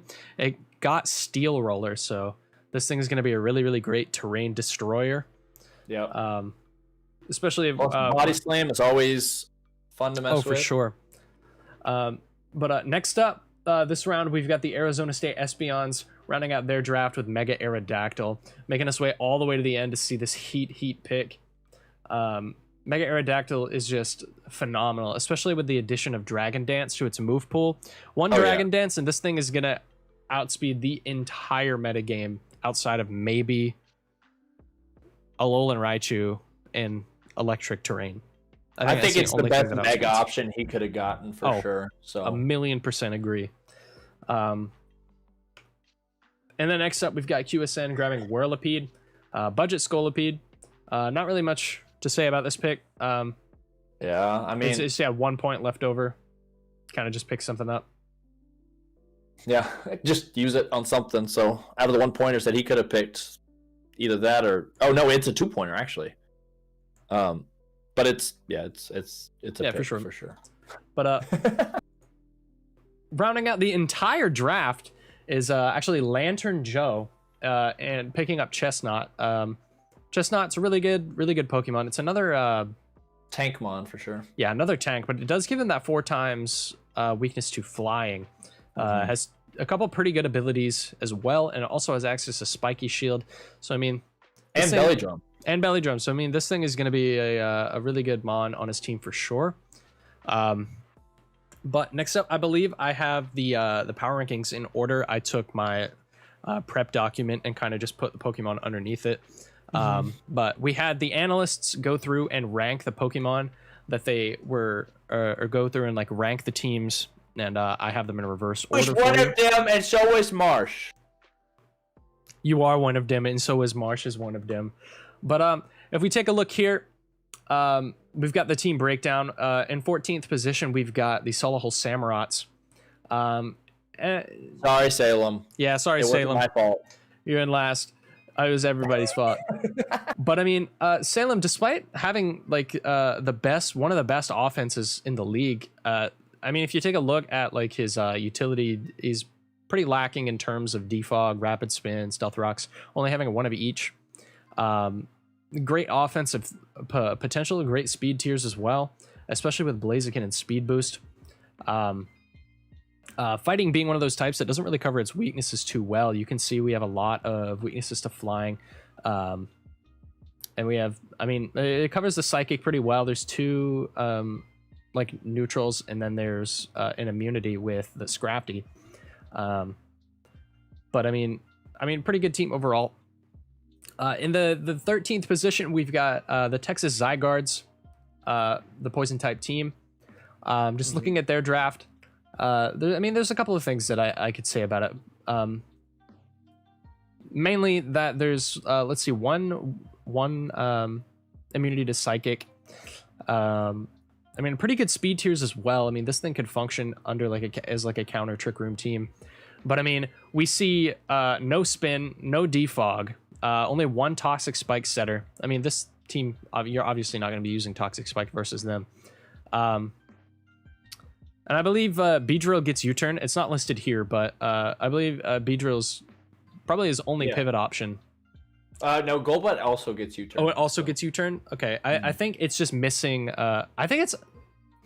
Like, if you look over on the right side, I think it's, like, missing some icons. So it just, like, they just didn't come through whenever I was doing this. I also did this, like, 10 minutes before stream. We're looking at the Fire-type team up next. Pretty good speed tiers. We got Cinderace with 119. Obviously, Fire doesn't really cover its weaknesses super well. If we take a look, it loses to Rock really, really bad. But that's just kind of the name of the game whenever it comes to this type. Having Volcanion is really good. Having Infernape is really good to deal with those rock type Pokemon. But I mean, this team is pretty solid. You've got 2 Defog users, or 4 actually. I think you've got 4. Man, those icons not being there are really throwing me off. This team pivots really well. 3 U-turners actually. It just doesn't have very good 4 U-turners hazard control outside of Pokemon putting hazards out outside of Infernape. Yeah, the very limited options. Next up we've got Goki Gamer in the 11th slot. Normal being a really, really great defensively just because it has an immunity and is only weak to 1 type. I think his speed tiers are really good too. He fills out the tier holes pretty well. Yeah, I mean, you've got Mega Lopunny at the 135. You got Ambipom sitting above like the pretty much speed tier that everybody's going to be trying to hit. And I mean, he's got speed tiers all the way down to base 30. So I mean, he can function under Trick Room as well. Oh yeah. So it's a really great team. He's got a lot of pivot Pokemon, some Heal Bell users, pretty good hazard control as well. I just think overall, I think his team is super, super good. But interesting to see that he's all the way down here in the 11th slot, probably just due to the nature that his primary stab is neutral on literally everything, except the stuff that resists it, obviously. But next up, we've got the Grass team, if you want to talk about this one, in the 10th slot. The 10th slot, I think the reason why he is in this position is just because 90% of his team is defensive, with the other 10% having a little bit of offensive pressure. So I think if he could have drafted some more offensive pressure, probably would have been put a little bit higher. But between utility and defensively, that's just kind of what brings him down to that 10th spot.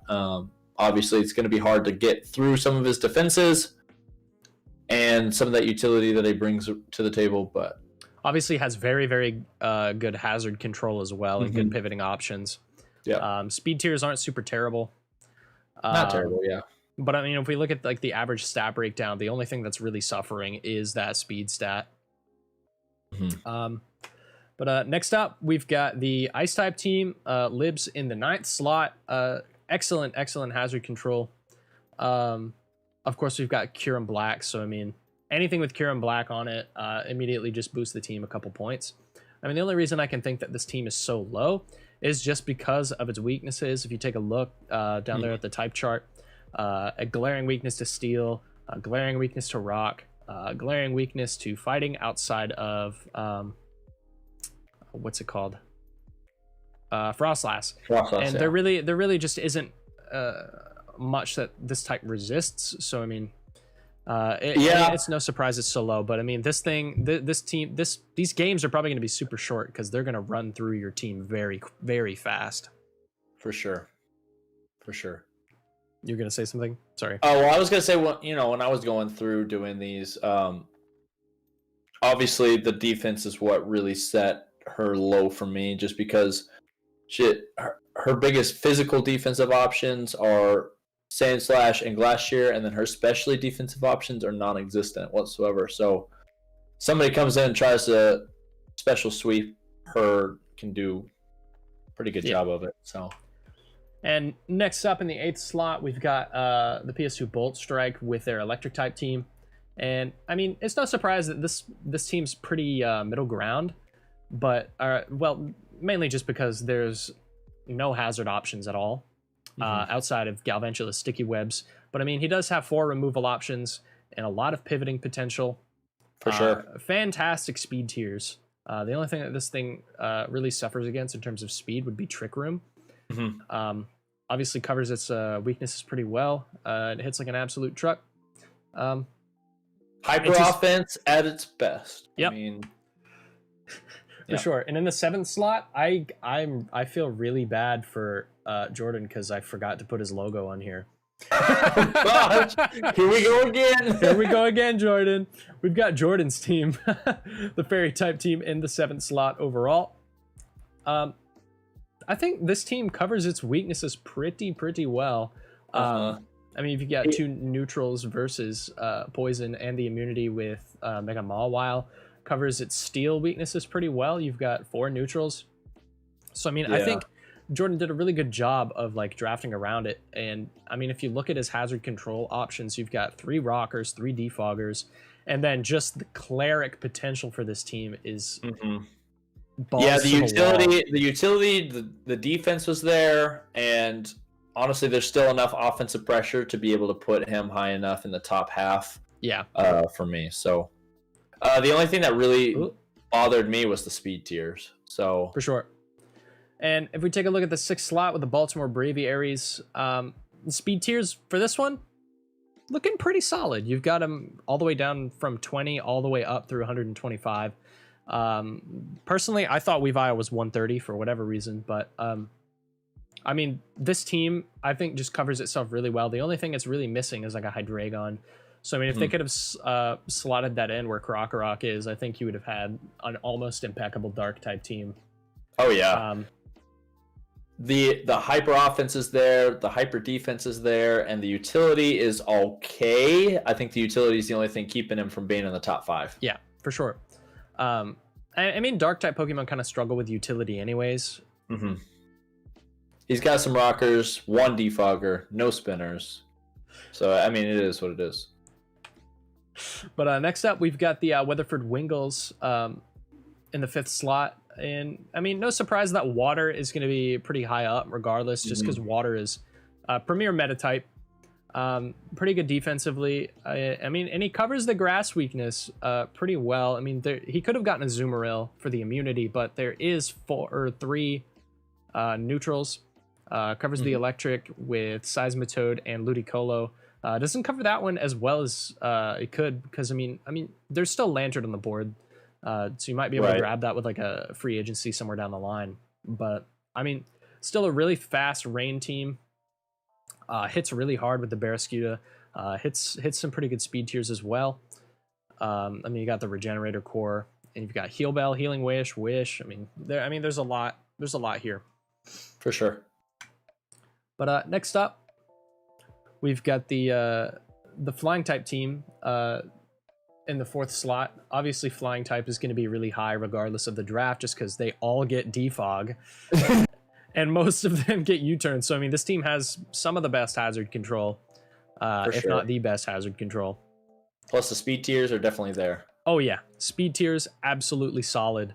All the way up to 150 with Mega Aerodactyl. I mean, this thing covers its weaknesses pretty well. The only thing it really needs is Thunderous T. I think that would round it out. Unfortunately, Nelson did take that away from him. That is true, yeah. But in the 3rd slot, we've got the New York XL Pikas and the Dragon team, if you want to talk about this one. Sorry, I know I've been like... No, it's all good. Dragon obviously going to be in the top 5, period, just because it is Dragon type and the resistances are there. I mean, it's just the way it is.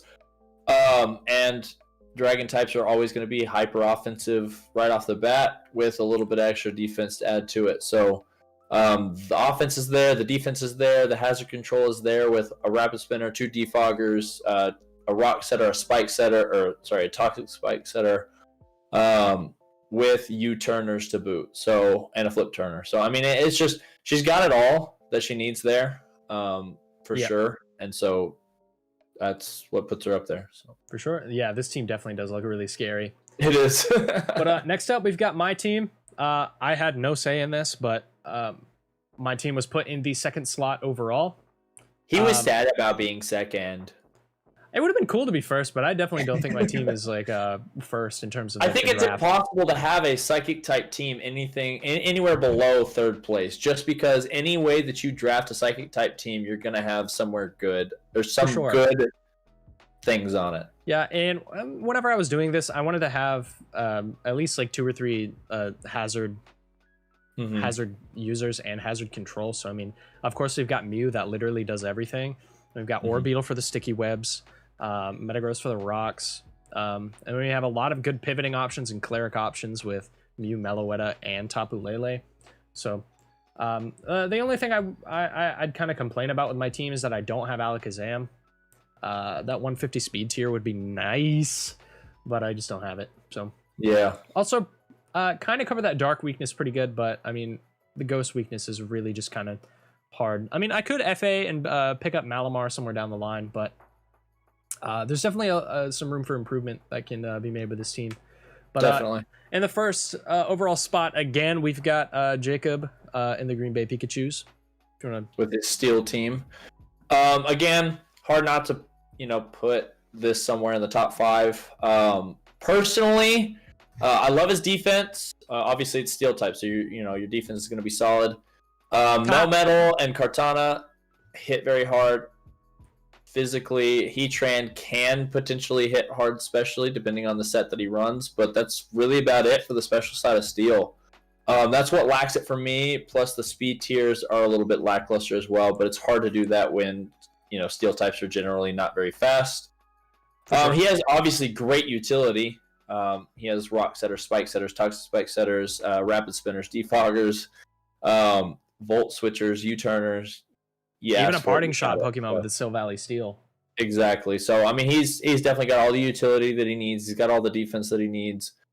I could have asked maybe for a little bit more special defense on this side, but I think you just slap an AV on that Melmetal. Or cooking with gas or whatever else you could cook with. You could just cook with fire, but it's fine. Yeah. Anyways, that rounds that off. Yeah, so. for sure. And that's the end of the stream as well. Thank you guys so much for coming out. I would like to raid Tobin's sleep log if everybody's around and if everybody is down. Re-raid. I think that would be great. I'm down and around, so So I mean, if you don't know who Tobin is, Tobin, short-tempered. He's a great person, great friend, and I'm kind of like putting 2-bit under this, but we're gonna go ahead and raid him. Let me actually just pull up his channel link. I've got it. I've got the. Oh, you've got it. Okay. If it'll let me post the link in here, I don't know if it will or not. I mean, you should be able to. But thank you guys so much for coming out. Just spam it. If you guys want to like go stick around for Tobin's sleep lock, that'd be great. # demo raid. I'll see you guys over there. I had a great time. I hope you guys had a great time as well. So thank you and bye. Bye.